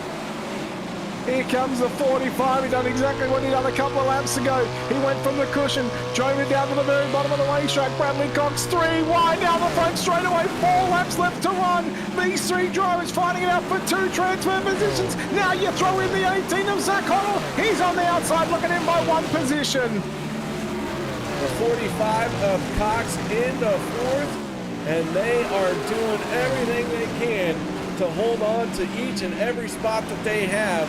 Right now, your final transfer spot, that is the 18 as the caution flag is going to come out. Pritchard had a 1.1 to 1.2 second lead over Strickler. He was gone before that yellow came in. In fact, it may have been about a 1.5 second lead. So now he will have to give it back up and go back to a single file restart, nose to tail, but that battle now becomes once again for that 6th and final transfer position. And as it stands, Chris Fitz in the 65 has got that, but I got to say, Zach Hoddle in the 18, Michael Sheridan in the 15, and Jimmy Barr in the 12, they are right there sniffing at the tail tank, sniffing the fumes coming out of that number 65 machine. If he's not careful, KR with only 3 to run, anything is possible. That's for sure. Well, we just saw Crisscross get involved in an issue on the front stretch, and Lamberson tagging the outside wall through 3 and 4, tried to gather it in, and unfortunately he puts that left rear to the right front of Crisscross, and both drivers go for a spin, bringing out the caution. Oh boy, again, just as we thought, things are starting to heat up for that transfer position. Now again, we go back to the single file restart. Cameron Pritchard, I'm going to say, the Falcon Brothers trucking number 21 machine, he has looked very, very good here tonight in the B main, and over that last 4 or 5 lap run to pull about a 1.6 second lead over Brett Strickler. And we all know Strickler's no slouch, so for Pritchard to do what he did, I'm going to say, Also keep an eye on the guy in 4th place, Bradley Cox. I've seen him run it over the last couple of nights. He's been phenomenal on that cushion, but we've got 3 to go. Who will get the top 6? Who will get those final spots into tonight's 50-lap main event? It is very tight in this B main. You cannot make a mistake, including missing this restart here. Pritchard holding on to him for just a moment. They scatter behind him and they are going to crash off of turn number 4. Looks like Ryan Field and McKeithy may be getting together. The same, we've got new 6th place runner right now, Zach Hoddle in the 18. Cox now coming after Brett Strickler and Bruce Jones. Strickler's now back to 3rd. Look at Cox, goes right through the middle. David Smith all about 3 wide to a lap and a half to go. The white flag about to come here at the Knoxville Raceway. Your B main and went 3 wide off turn number 2, off turn 4 I should say. Strickler, big wiggle down the backstretch. He is holding on to it and holds on to the transfer spot for the moment. Fritz Sheridan, they're going to try and take it away. Pritchard off turn number 4 is going to win. Cox will grab 2nd. Smeal will grab 3rd. Oh my, what a finish that was. Bruce Jones. Zach Hoddle is going to go 5th. 6 is going to go to Brett Strickler. Oh my, hold your horses, hold your tickets as the B main cars have wrapped up, and it is going to be Cameron Pritchard gets the win over Bradley Cox in 2nd. 3rd will go to David Smeal Jr. Bruce Jones in 4th. 5th at the line was Zach Hoddle, and getting the 6th and final transfer position is Brett Strickler, missing out by 1 spot, and a hell of a drive from the back of the B main. Michael Sheridan comes home in 7th, and Chris Fritz going to come home in 8th. Those 2 drivers, I believe, might be your first alternates, but man, you got a feel for the likes of Chris Fritz and Michael Sheridan just to miss out by 1 and 2 positions there in that one. Man, I'll tell you what, that was an absolutely outstanding B main. And if that's what we have to look forward to for the A main, holy cow. Not only that, that was 22 laps. We've got 50 laps coming up. Can you imagine 50 laps of that? I can. I don't know if my heart can take it.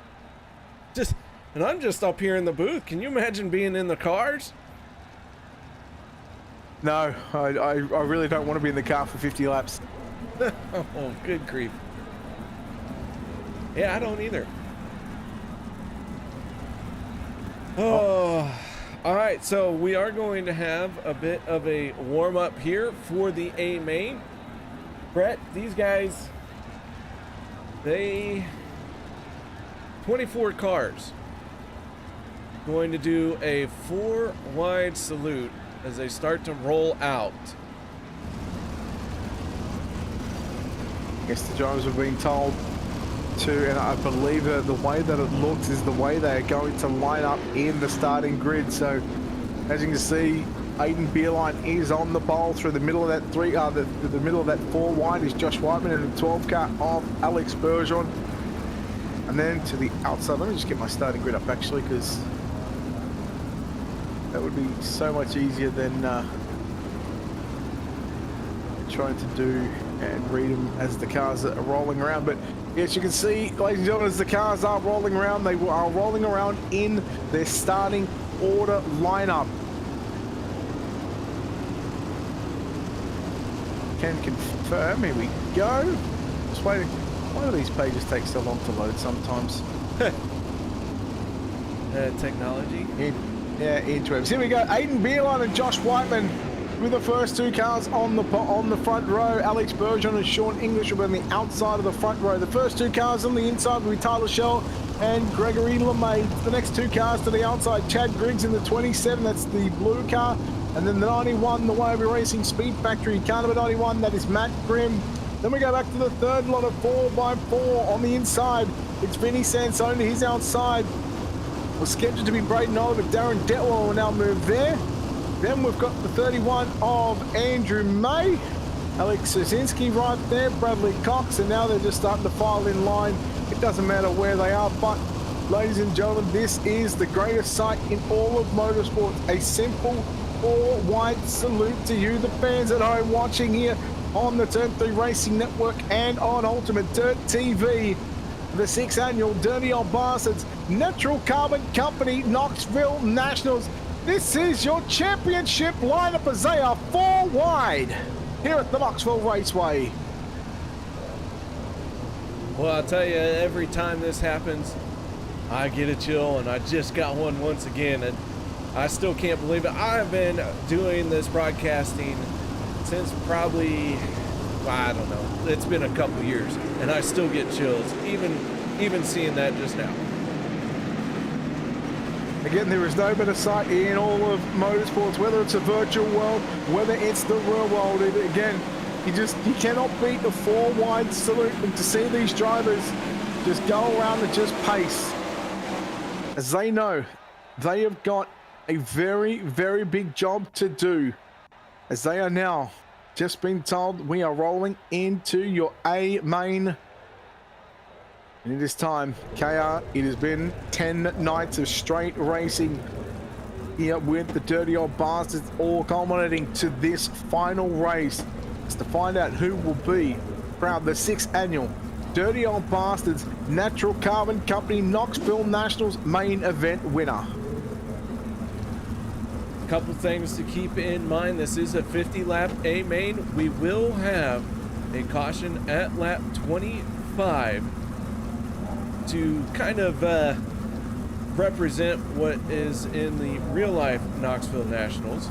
And of course, these drivers do not have virtual mirrors in iRacing. That option is turned off.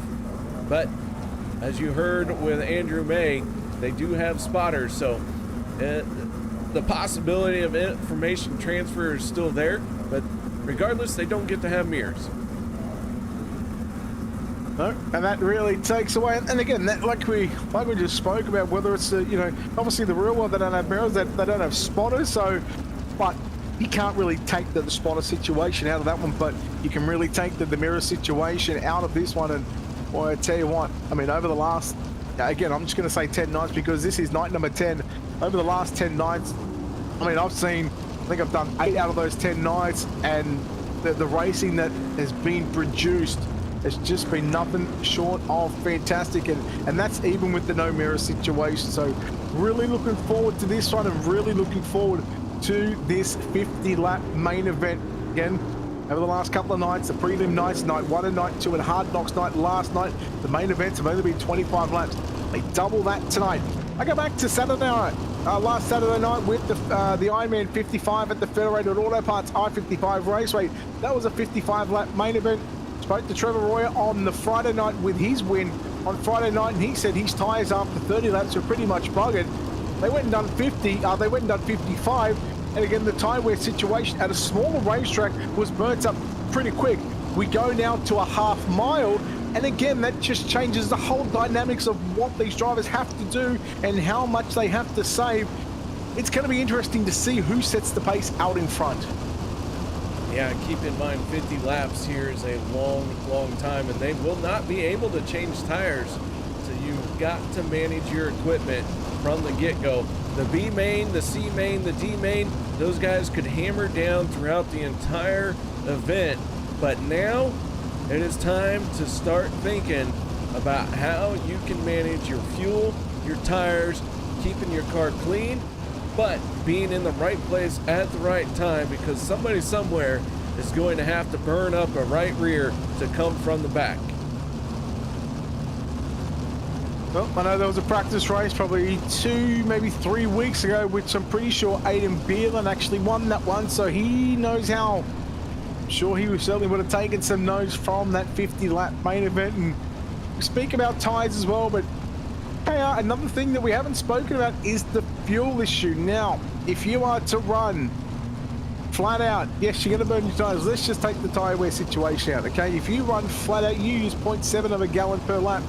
To get around 50 laps, I think it was needed, you were going to need about 35 or 36 gallons. These cars only allow 30 gallons. To me, if I'm in one of these drivers, I'm filling the car up, but I'm saying, right, I'm saving fuel, I'm saving tires, I'm ready for a 50 lapper. Let's go racing. I'm with you on that one, and I am ready to go as well. Holy cow, it has been a long time coming for this one. The A-Main on its own going to be outstanding. We're going to pace around one more time. Brett, I know you've been digging hard on this. You've been working on it non-stop with the rest of these drivers, the admins, everyone in the league. So I appreciate you being here, and I appreciate you letting me tag along and being part of it as well. I wouldn't have it any other way. It wouldn't have it any other way, but as the field is set now, as they work down the back straightaway into turns 3, the safety car is in. We are ready for a start in the 6th annual running of the Dirty Old Bastards Natural Carbon Company Knoxville Nationals here from the virtual Knoxville Raceway. 50 laps on the board. We go racing here at Knoxville with Aiden Beeline leading us down the front straight away, and immediately he'll go straight to the inside. Bergeron goes to the low side, looking to the dump side. Here comes Sean English around the outside. Boy, he sets a blistering pace down into turn number 3. Lap number 1 looks like it'll belong to Sean English. English out in front, gets that early lead, and they are all on the bottom in the front. 2 cars on the high side. I was not ready for that. I figured we'd see them kind of more 50-50, but here comes the 99 of LeMay around the outside, and he moves into 2nd place. Or, I'm sorry, he takes over the top spot. The 960 moves into 2nd place, and he's falling back quickly.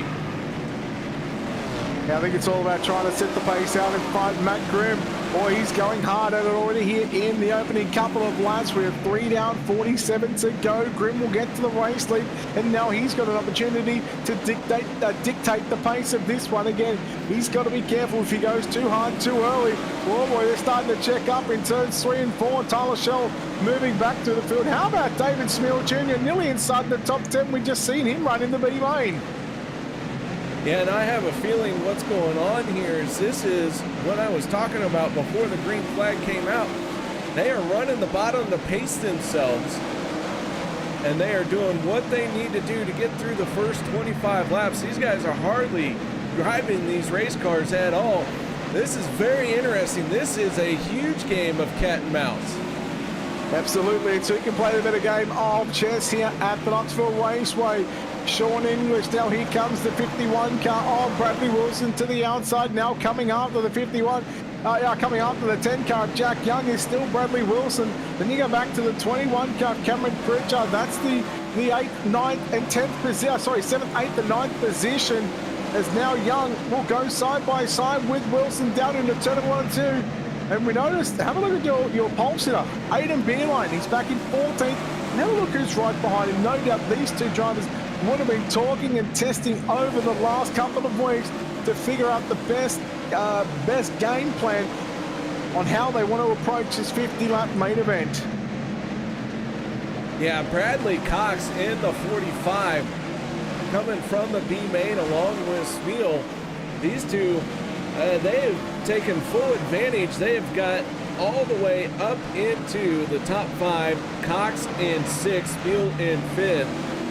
And they wasted no time. They jumped right out. They came straight from the B main. They were still stuck on go, and they launched themselves and worked their way forward. Now they have settled in with the pace that everyone else is kind of running. We're 12 laps in, and these guys are still turning very slow lap times. Yeah, it's all about trying to save the tires, especially towards the back end of this feature event, and you'll get a real good indication on where you want to be. And if you're right around Aiden Beeline, if you're right around Alex Bergeron, Josh Whiten, those three drivers all started in the first 3 positions. And again, probably smart move here by Josh Whiten to say, right, if I follow Bergeron, if I follow if I follow Beeline, I follow Bergeron, those guys, again, like I said, they would have been testing. They know how to save tires.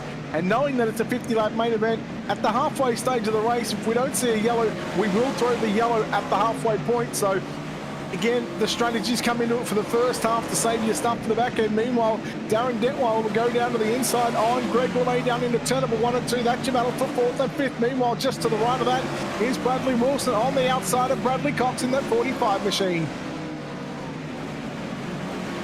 Wilson works his way around the 45 as we're working lap 16, and these drivers are turning 17-second lap times. Further down the pack, they're down in the 18 seconds. Bruce Jones right now finds himself the 24th car in this race. And so this is all about tire saving, and this is wild. Andrew May down into 23rd. Holy cow. I will say everyone's just trying to make it to lap 25 to see that caution come out. And then I have a feeling the last 25 laps are going to be wild. I think you're right. I think the first 25 laps are going to go green all the way till we get the yellow, because no one wants to use up their equipment. Again, no fast repairs. So once you wreck, if there's any damage to your race car, well, that's pretty much going to end your night. They wouldn't have spent all week trying to prepare for this race to go up until race car inside the first 25 laps. Meanwhile, out front, Vinny Sansone, looking at the timing and scoring screen, he is out by almost a 1 second lead over Matt Grimm. David Smill Jr., the man that finished, I want to say, 4th or 5th, maybe even 3rd in that B main, has found himself to position number 3. And speaking of the 3, here comes the 3D of Darren Detweiler. Boy, I tell you what, using up some tyres on the top of the racetrack to get around the outside of Bradley Wilson. Yeah, Darren's starting to rip the high side here in that 3D. I'm wondering if he's trying to gain some positions before this caution comes out, or if it's just a testing session to make sure that that car is going to work good on the high side for the restart. Spoke with Alex Zazinski pre-race as well before we come into tonight's championship night, and he said he was going to go to the front one way or another. He was going to try and do this one, and right now, well, he's sitting just outside the top 10. He's back in 11th spot. We go back and look at, and something that we normally don't do, towards the back of the field, look at how close these cars are. You look at the likes of Andrew May, Aiden Beerline, Alex Bergeron, look at how far they are down the order. Josh Whiteman there, Chad Griggs, St. Andrew May's there as well. Kenny Hoffman is there. Sean English is there. Chad Griggs, the 18 of Zach Hoddle. I mean, this is towards the very back of the field, and they've got to be careful because we're coming up.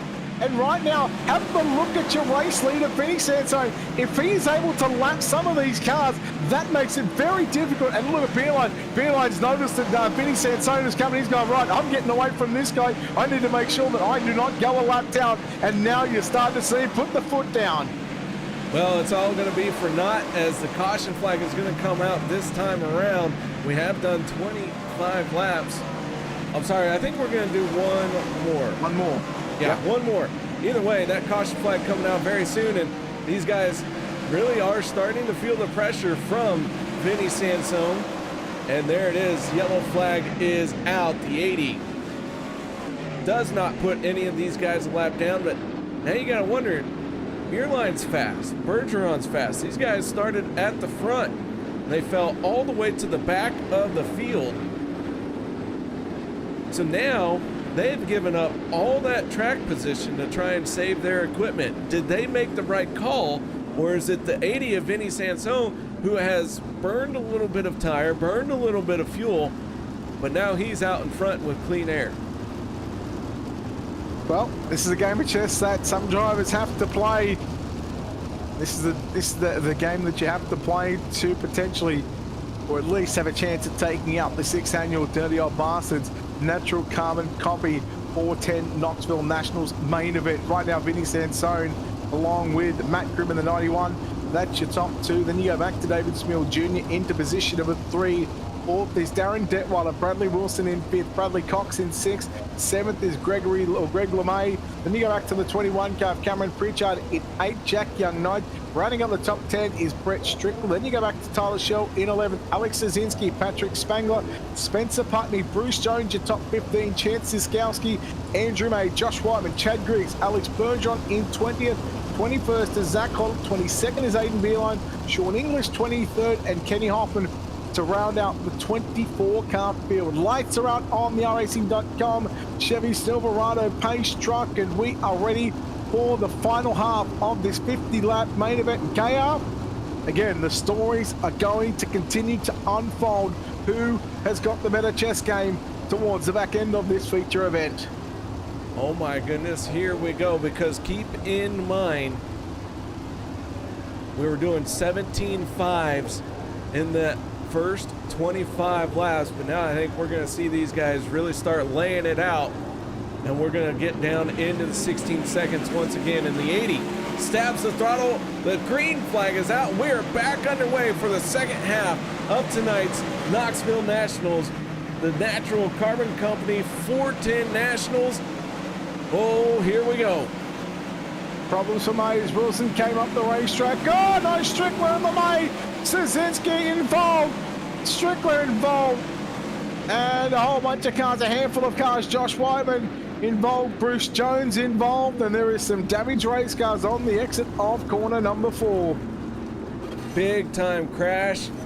And that one came right as the as the green flag came out. I'll get the flags right sooner or later. They're close. Let's see what happened here. 17 of Bruce Jones, one of those drivers, involved. 91, Andrew May. Sorry, 31. You see the 99 to 23, and Strickler just plows in and goes end over end.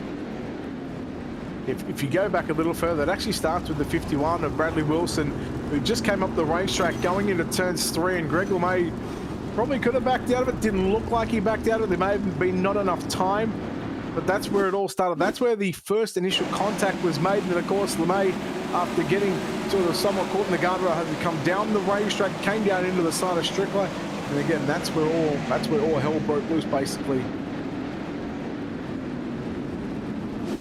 That is not what Strickler wanted to see.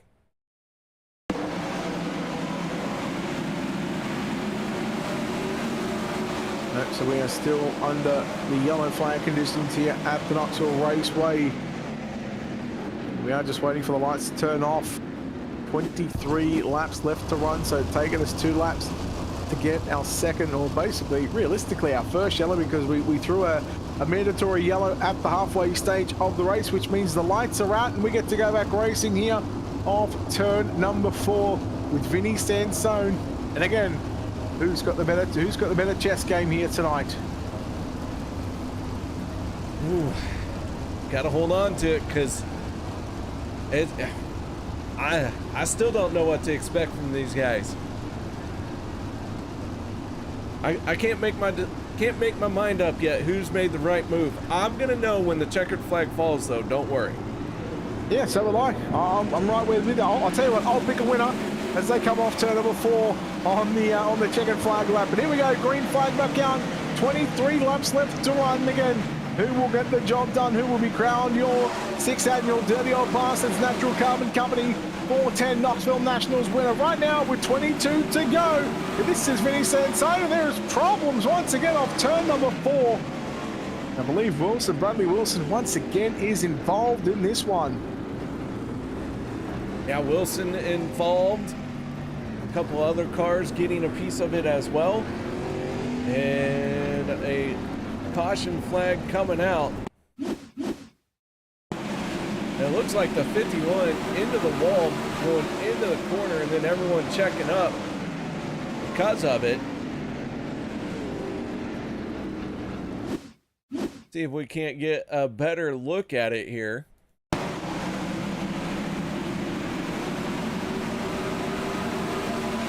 Yeah, you pretty much summed up on, hit the nail right on the head. The 51 of Wilson just got into the wall, came down, got sideways in front of Jack Young and the 10, Patrick Spangler. Tell you what, Chad Griggs, if you're right on board with Chad Griggs, boy, that was very, very close. All right, we'll take a look at Chad Griggs just as soon as I can find his name. Car 26 is in 16th position. Well, could be on the timing screen anyway, somewhere around there. There he is. Yep, got him. Thank you.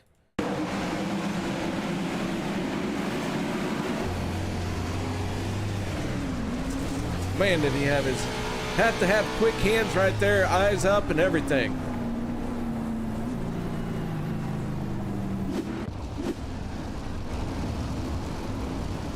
Couple cars coming off of pit road. The 38 of Brett Strickler, the 47 of Chance Sikowski. They're making their way off of pit lane. Bruce Jones pulling off of pit road as well. So they tried to hammer out whatever damage they could, but now it's time to go back to green flag racing once again. And Vinny on the 80, that orange and blue iconic paint scheme for him, out in front, gets a good jump over Matt Grimm. See what Grimm can do here as we work down into turn number 3 and 4. We'll come to 20 laps left to run here off turn 4, 21 to go, sorry. It's still Sansone, Grimm. Bradley Cox is in third. Meanwhile, Tyler Shell trying to come up to Cameron Pritchard down into turn number 1 and 2. Slides up right across the nose of the 21. Pritchard will turn it back underneath him down the back straight away. A little bit further back, Alex Bergeron has cracked the top 10. Aiden Berline just on the outside, so those guys were at the tail end of the field. Oh, it's 3 wide into turn 1. Bergeron slides up the racetrack from the bottom to the top. They are working their way forward. He is now in the top 5. Keep an eye on Berline as well. In the 13 machine, he's slowly coming as well. On the top side to the outside he goes. Sean English working to the inside. He'll slide it to the middle of the racetrack. Shell, Detweiler, they go side by side. That is your battle for 6 and 7. Detweiler goes down to the inside. He's got the wing tug right back on that 3D machine. Meanwhile, Shell comes back and on the inside. Pritchard all over the back of Detweiler down into turn number 1. What a 3, 4, 5 car battle as here comes Berline as well from the low side. Berline all the way down on the bottom throughout the entire straightaway. Makes it for a hard entry into the corner. He makes it work though. Berline into 7th place for the moment. Tyler Shell on the top side in 6th. Wheel 5th and Bergeron in 4th. Oh, Detweiler, there was some problems there. We'll go yellow. The 21 of Pritchard just slid up right into the left front there of the 3D machine. Unfortunately, hard into the fence goes Detweiler. He'll bring out the yellow. But Pritchard was not clear of that one. Realistically, common sense would think that the 21 car should go to the tail end of the field after that little incident. Let's see what race control does about that one. Yeah, I'm not 100% sure how I feel about that. The 21 really can't quite know that the 3D is there, and Darren knows right where that 21 is. And real life racing here, you'd have to back out of that one. Maybe a little bit dirty from the 21, but I don't know. Glad I'm not race control because I don't know how I'd rule that. Yeah, that's just gonna say we'll stick next to the admin booth. We'll stay up here in the commentary box. But looks like actually the 21 car has gone to the tail end of the field. All right, well there you have it. Easy enough. See, had the right call the whole time. That's 3 times I'm right. 3 times in one night. I gotta make sure. You can buy a lottery ticket on your way home? Oh, absolutely. I'm just feeling my foot. I might have a temperature here. I'm not feeling well. Let me just check my blood pressure. Hang on. Don't worry, it's through the roof. Oh, I can tell. It's probably about 160 over 100. Hey, the lights are out though, so that means it can go up from here. Oh, yeah. Yeah, great. Just what I need. 16 to go. 34 complete in your main event. The 6th annual Dirty Old Bastards Natural Carbon Company 410 Knoxville Nationals Championship Night Championship race here on the Turn 3 Racing Network and on Ultimate Dirt TV. We come back to green. Vinny Sansone. Now it is time to see what your tyres have got in the final 16 laps. Matt Grimm, Bradley Cox, Alex Bergeron, and Tyler Shell. That's your top 5. Bergeron straight down to the inside, looking for a podium position, but here comes Cox back to the outside. Cox really working that outer lane. Bergeron right through the middle through 3 and 4. Matt Grimm holding up Cox. Cox trying to get around him. And now Bergeron once again in the middle, and that right rear is very close to the wall. Here comes Berline in the 13. He's to the outside of Bergeron. They both have made it into the top 5. Yeah, and you really expect Bergeron and Beeline to go at it for the 1 and 2 positions. Should they catch up to you, racing and by? Here they come. Slider from Bergeron on Grimm. Shell down to the inside. Beeline back to the inside on Cox. They race down the back straight away. Grimm, boy, I tell you what, you've got a couple of fast cats behind you. We go yellow. And man, oh man, I'll tell you what, that racing that we're seeing, holy cow. This is why you're seeing Bergeron and Beeline towards the back of the field in the first 20 laps. They were saving their stuff. They probably would have been half throttle getting around the Knoxville Raceway. They wanted to save their equipment for this back end. And what will be 13 laps left to run, because Vinny Sansone, he almost got, well, he got to the end of, he got to the back of the lap cars, but fortunately for him, he was not unable to pass any of them. So all cars essentially stayed on the lead lap. Hard hit by the 3D and the 21. 21 running over the back of the 3D there. And Darren Detweiler's night probably going to be done after this. Yeah, I think he's already back in the pit area. He is, so I think we're probably left with about 12, maybe 13, 14, 15 cars somewhere there. Another couple of cars in the pit area trying to get some running repairs while we are under the yellow flag here at the Knoxville Raceway. And we're just trying to, again, they are trying to piece this one together.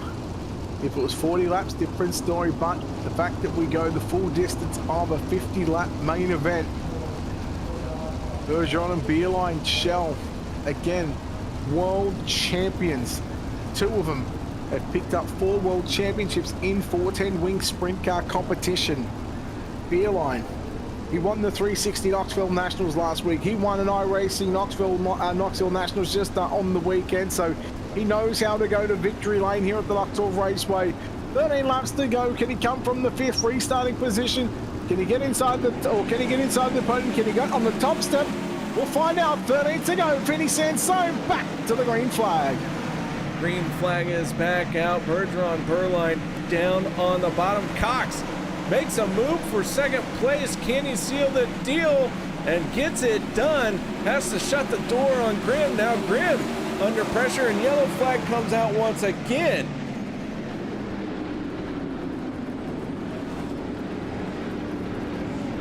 Not sure what brought out the yellow flag this time.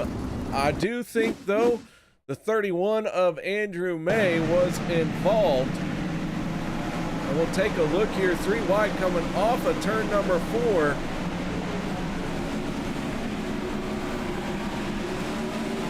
So yeah, as calm and collected as the first 25 laps were, been a rough one since then. Boy, I tell you what, Jack Young was very lucky to miss Andrew May and Chad Griggs, who both got caught up there, and Kenny Hoffman actually smacked the wall there. Kenny Hoffman actually wanted to go down to the pits, so he actually reversed back into the pits from the front straightaway. Interesting move by KH.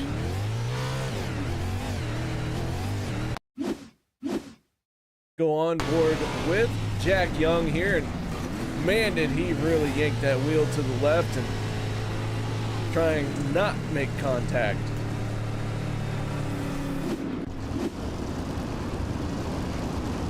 Yeah, and this is why this just, again, the intensity builds, a frustration I'm sure is starting to build. Again, we've spoken about it time and time again.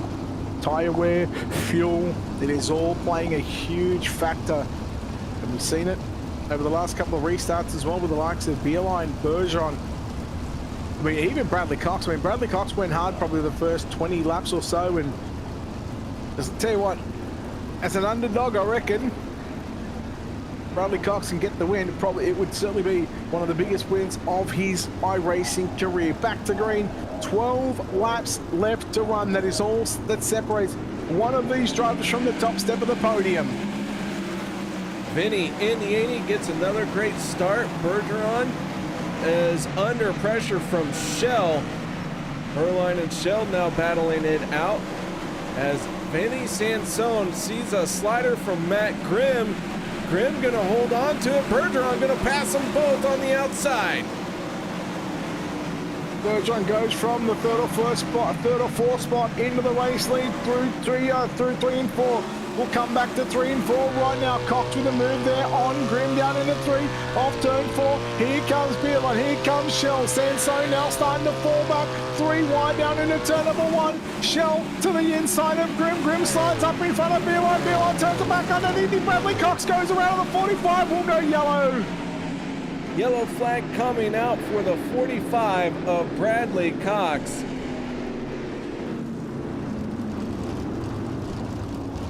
And let's take a look and see what happened to him to bring this yellow out. Tags the wall down the front stretch, loses all that speed, all that momentum. And then it just starts bouncing through the corner and he can't hold on to it. Wow, again, it's just starting to, it just gets good, KR. It just gets good, and then it doesn't. Again, with the lighter fuel loads, the looser race cars, we see the wings start to go back just a little bit, and to see some of these drivers with how far their wings are still forward. I mean, it's amazing at how much control they've got over their race cars, considering that when you factor in the tire wear, the lighter fuel loads, the looser the car should be, you would think that they would try to get the downforce over the rear wheels to tighten them up a bit. Yeah, they're definitely starting to change the handling on these race cars. And, you know, each time we're doing a yellow lap, there's a little bit more fuel being burned too. That it is waiting for the lights to go out, hopefully this time by on the safety car. Spoke about Beerline, spoke about Bergeron, spoke about Shell. Matt Grimm has been consistently up the front. It didn't take him too long to get up there, but can he hold it up there? Because that is going to be the big thing for that number 91 machine, the YB Racing Speed Factory.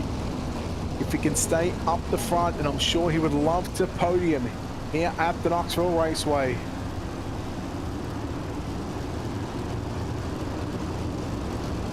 All right, we're gonna get the green flag with 9 laps to go. Oh, Brett, I still don't know who's going to win this one, but here we go. Time will tell. Back to green off turn number 4. Alex Bergeron to lead us back to the jump of the green flag. And we're back underway here in the main event. And right now we see Beerline go to the inside. Look at, oh boy, English with a huge right rear there of Tyler Shell. He stuffed it into the fence. So far, we stay green with just 8 laps left to run here at Knoxville. Green flag staying out. Bergeron, Beerline, English, Grimm.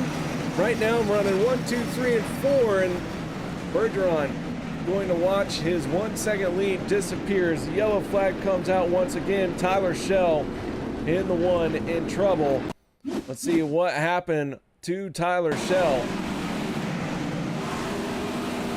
And that car was broken and he was trying to get onto pit road. Oh my goodness. That was not what he wanted to see happen at all. That was definitely an iRacing dynamite keg. Well, that's intentional from Tyler Shell. And a world champion, if he's caliber, he slows down and then drives it hard into the opening. To me, that is just stupid and silly. Like his car, so we go back a lot, his car was actually already bent from the contact that he had when Sean English just came up and, again, right rear to left front contact, stuffed him into the fence, so he knew his car was broken, but to do what he did, that's just silly in my eyes. All right, taking a look at the slider that English threw. And yeah, you can see Shell get bent. Yeah, well, I'll tell you what, I still blame iRacing for shooting the car out onto the track like that, though. Someone smacks the wall like that, I think you go through the wall. You don't bounce out like that. I'm with you, though. These drivers know. And especially an iRacing world champion. Like, come on. I'm with you. We head out of your backside. That's silly. It's just anyhow. Let's move on from it. It's starting to happen. We'll continue on with the main event. It's gonna be interesting now. Beeline's up on the tail tank of Alex Bergeron.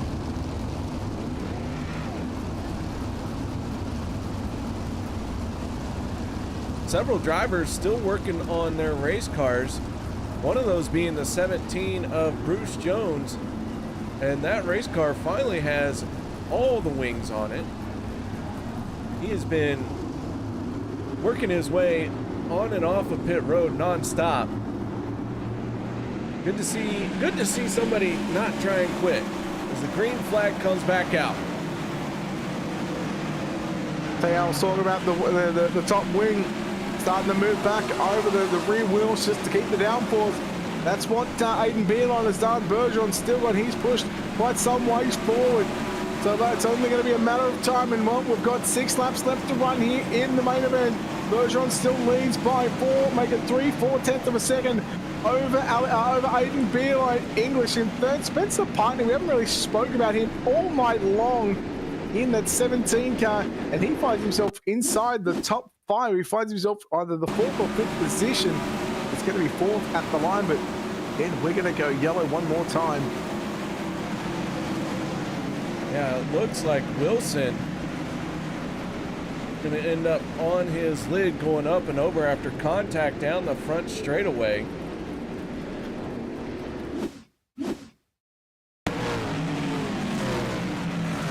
Getting into it with the 72. Just a big argument over who wants that inside line the most. Unfortunately, those sorts of racing incidents are going to happen, especially with how slick the track is. I mean, you can still look at it. Looks like there's still a fair bit of there's some moisture right above the black lines, black slick parts through 1 and 2, which they're rolling through now. And we've seen previously on previous builds over the past couple of seasons how big the cushion can get in 1 and 2, especially here at the Knoxville Raceway. It used to climb up several feet up on top of the guardrail. That doesn't build up as big, but boy, I tell you what, there's still a cushion there to lean on, and it's still just as nasty. And if you look through 3 and 4, it's almost like a whoopsie on a motocross track. It's just up, down, up, down, up, down, up, down. Yeah, the rhythm section that is the high side of 1 and 2 and 3 and 4, better be ready for it, because if not, well, it will pull you into the wall. Interesting thing here, a lot of drivers trying to shorten this track up as much as they can to save all that fuel. We are getting down to the nitty-gritty of this race, and those fuel loads are getting very light. They are getting very light. The tire wear situation, I just love to talk to these drivers at the end of this one just to see what kind of tire wear they do have. But now, lights are out, safety car is in. We are back to green off turn number 4. Our final 5 laps is upon us here at the Knoxville Raceway. 3-car breakaway, and that is Bergeron, Beerline, and English. John English into the wall, but pulls it down and tries to get it going and stays on top of that track. Spencer Buckley still working in position number 4. Matt Grimm still holding on to a top 5 as Kenny Hoffman now trying to come to the outside of Zach Hoddle down the back straightaway. Coming to 3 to go off turn number 4. It's 3/10 of a second lead right now for your race leader of Alex Bergeron. Bergeron with the race lead, but here comes Spangler in the 39. He's trying to work his way into a top 5. Hoffman, who was involved in a bit of a scuffle earlier, looks like he bounces off the wall, but keeps going 2 more times around for Alex Bergeron. Bergeron has only got what is now a mile and a half to go, or a mile to go, as he makes his way into turn number 3 and 4 for the penultimate time. White flag is out, 1 lap left to run. Final time around here in the 410 Nationals, and the 12 and the 13 running a 1 and 2. At the yellow flag, they were at the tail end of the field. At the checkered, they are going to come away with the race win. 2nd place and 3rd place goes to Sean English.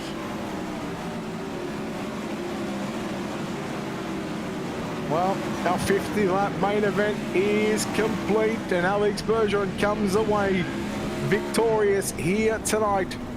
And he will be now crowned your 6th annual Dirty Old Bastards Natural Carbon Company Knoxville Nationals winner here from the Knoxville Raceway. Congratulations to him. We'll take a look at the rundown order. Alex Bergeron gets the win. Aidan Beerline home in 2nd. Sean English in 3rd. 4th is Spencer Putney. Running at the top 5 is the 18 of Zach Holland. Matt Grimm home in 6th. Patrick Spangler in 7th. Chad Griggs home in 8th. Kenny Hoffman 9th. Running at your top 10 will go to Gregory LeMay.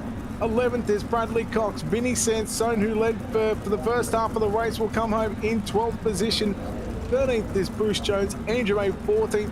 15th is Jack Young. Then you look at the back half of the field again. Josh Whiteman in 16th. 17th was David Smeal Jr. and the last car on the lead lap. Chen Siskowski in 18th, 1 lap down. Tyler Shell 19th. Cameron Pritchard in 20th. 21st is Darren Detweiler. 22nd was Bradley Wilson. 23rd, Brett Strickler, and 24th was Alec Szynski for your field here at the Knoxville Raceway. Oh, all right, Brett. We got Chris Roberts in here. Chris, we got 3 drivers to talk to, but before we get that all said and done, man, another successful Knoxville Nationals night.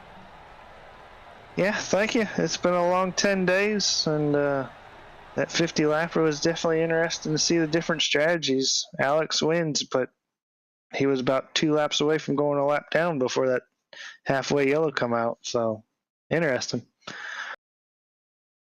All right, Brett, what do you say we talk to Alex and see how he did it? All right, well, let's chat to your winner here tonight and being crowned as the 6th annual Dirty Old Bastards Natural Carbon Company 410 Knoxville Nationals main event winner is Alex Bergeron. Alex, congratulations on the win. And I guess the game plan from the start of that race was just to let everybody by, save your tires, and make it for the back half of that the back half of that main event. And well, you come away with a victory. You must be happy with this result. Yeah, it definitely feels good. You know, we worked hard for this race, and you know, we being patient in the future was really important. You know, definitely, like you said, a bit of tire saving, a bit of fuel saving there, and you know, just keep our equipment safe and you know, almost new for the rest of the race, so we have a chance. But you know, just play in our favor. But those last 5 laps before we threw the yellow at the halfway point of the race, yourself, Aidan Beerline, Sean English, you know, you guys were all at the back, and after you guys started in the first 2 rows, you guys almost went a lap down. How important was it for you, and how much were you paying attention as to how close the leader was getting to you guys? Yeah, it was really important. I kind of got scared a little bit there with Vinny coming behind us. Kind of moved to the middle there and kind of ran away a little bit more. So that way, make sure not to be a lap down, because that would have been, you know, the end of the race for me. So, you know, definitely, I think we did the right calls.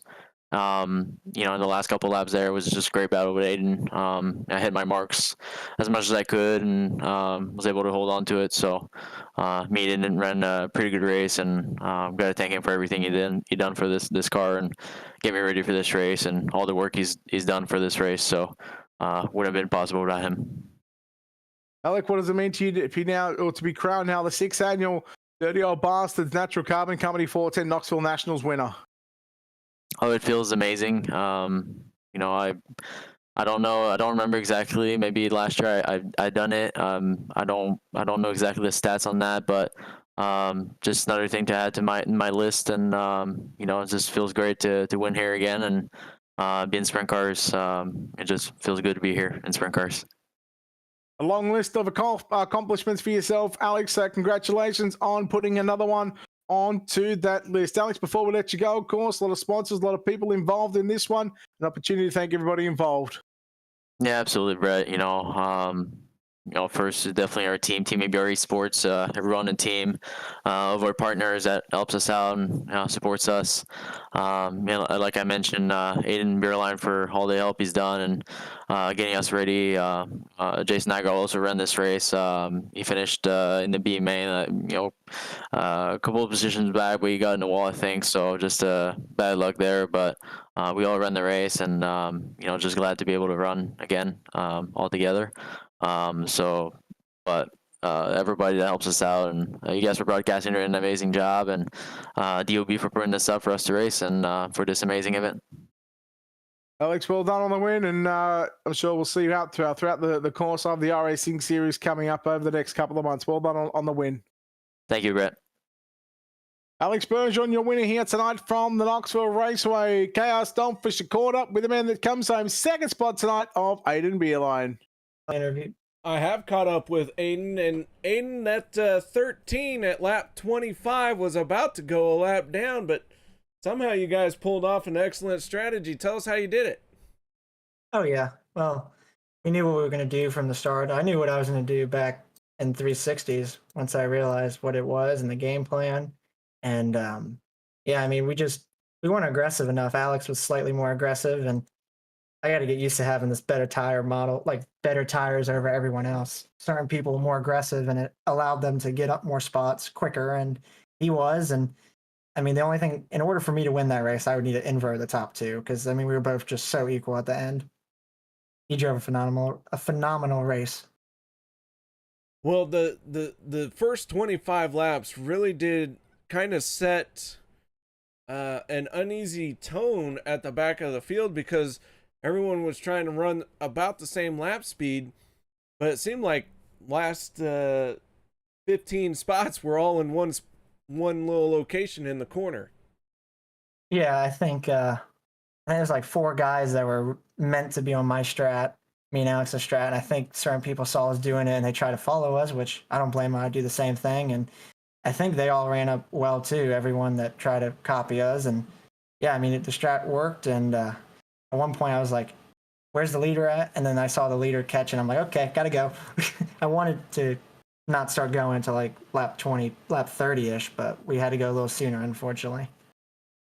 Well, man, an outstanding job bringing it home in second place here tonight. Any shout-outs, thank yous that you'd like to give? Yeah, first off, I got to thank Jesus Christ, my mom, for always watching. Team ABR Setup Shop, Chris for doing this.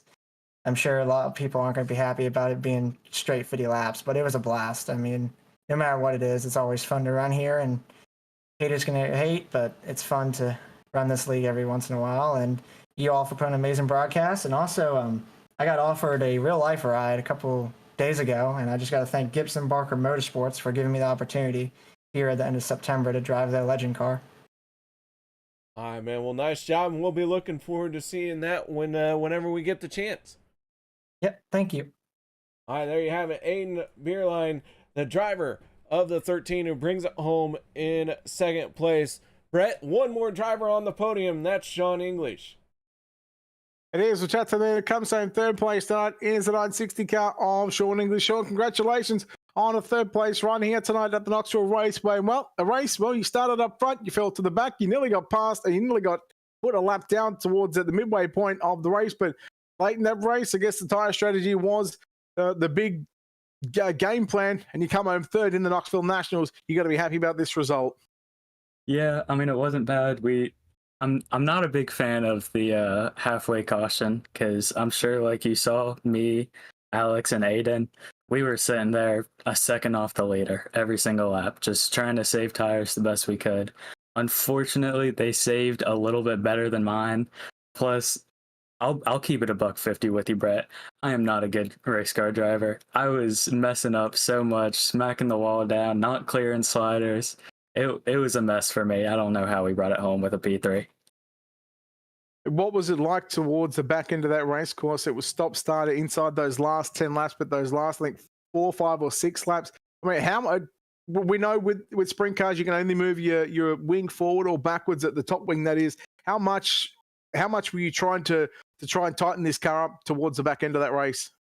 Honestly, I felt I was just too tight. Like I was hoping that maybe with burning tires up, I'd start getting looser. But because of how hard we were saving and how hard I was saving, I burnt the right front up at the beginning of the race. So the whole time I was struggling with a bad push, and I couldn't find anything that was really comfortable for me, moving the wing frontwards, backwards. No matter what I did, it just felt like it kept getting worse. Other than sort of saving the tires, have you had a look at what your tire percentage is at after a 50-lap main event? I mean, I'm surprised. Like usually around an official race, like one of the weekly races, come off around 60%, and those usually average to be around 30 laps. After a 50-lap race, we were only at 51%. So I feel like we had the car to do it. I just didn't exactly do the best job that I could have. Little bit of a execution, but hey, he still executed a 3rd place finish here tonight in the 6th annual Dirty Old Bastards Natural Carbon Company 410 Knoxville National. Sean, congratulations on this podium finish here tonight. Before we let you go, we'll let you thank everybody involved on this 960 machine. Gotta thank RaceCPI.com. Best place to get dirt, asphalt, road course, whatever setup help you need, or coaching. That is the place to go. Gotta thank everybody at Florida Shocks for putting in the work day after day, making sure that we are able to stay up front. Everybody at Sean English Racing, gotta give a huge shout out to James Seawright and Chase Stewart. They were up there in the spotter stand telling me how bad of a job I was doing, and they were kind of just helping me out. So big thanks to them. Sean, well done on the 3rd place, and hopefully we'll see you back sooner rather than later. Yes, sir. Have a good one. There we go, Sean English in position number 3. And KR, well, that wraps up championship night. We have our winner. It is Alex Bergeron. Yeah, he has pulled out the win. And, man, when they took that first caution, you know they had a plan, but they were almost in danger of going a lap down. And, wow, to pull out that restart that they had and almost into the top 10 within 3 or 4 laps. So, what a great execution of their plan.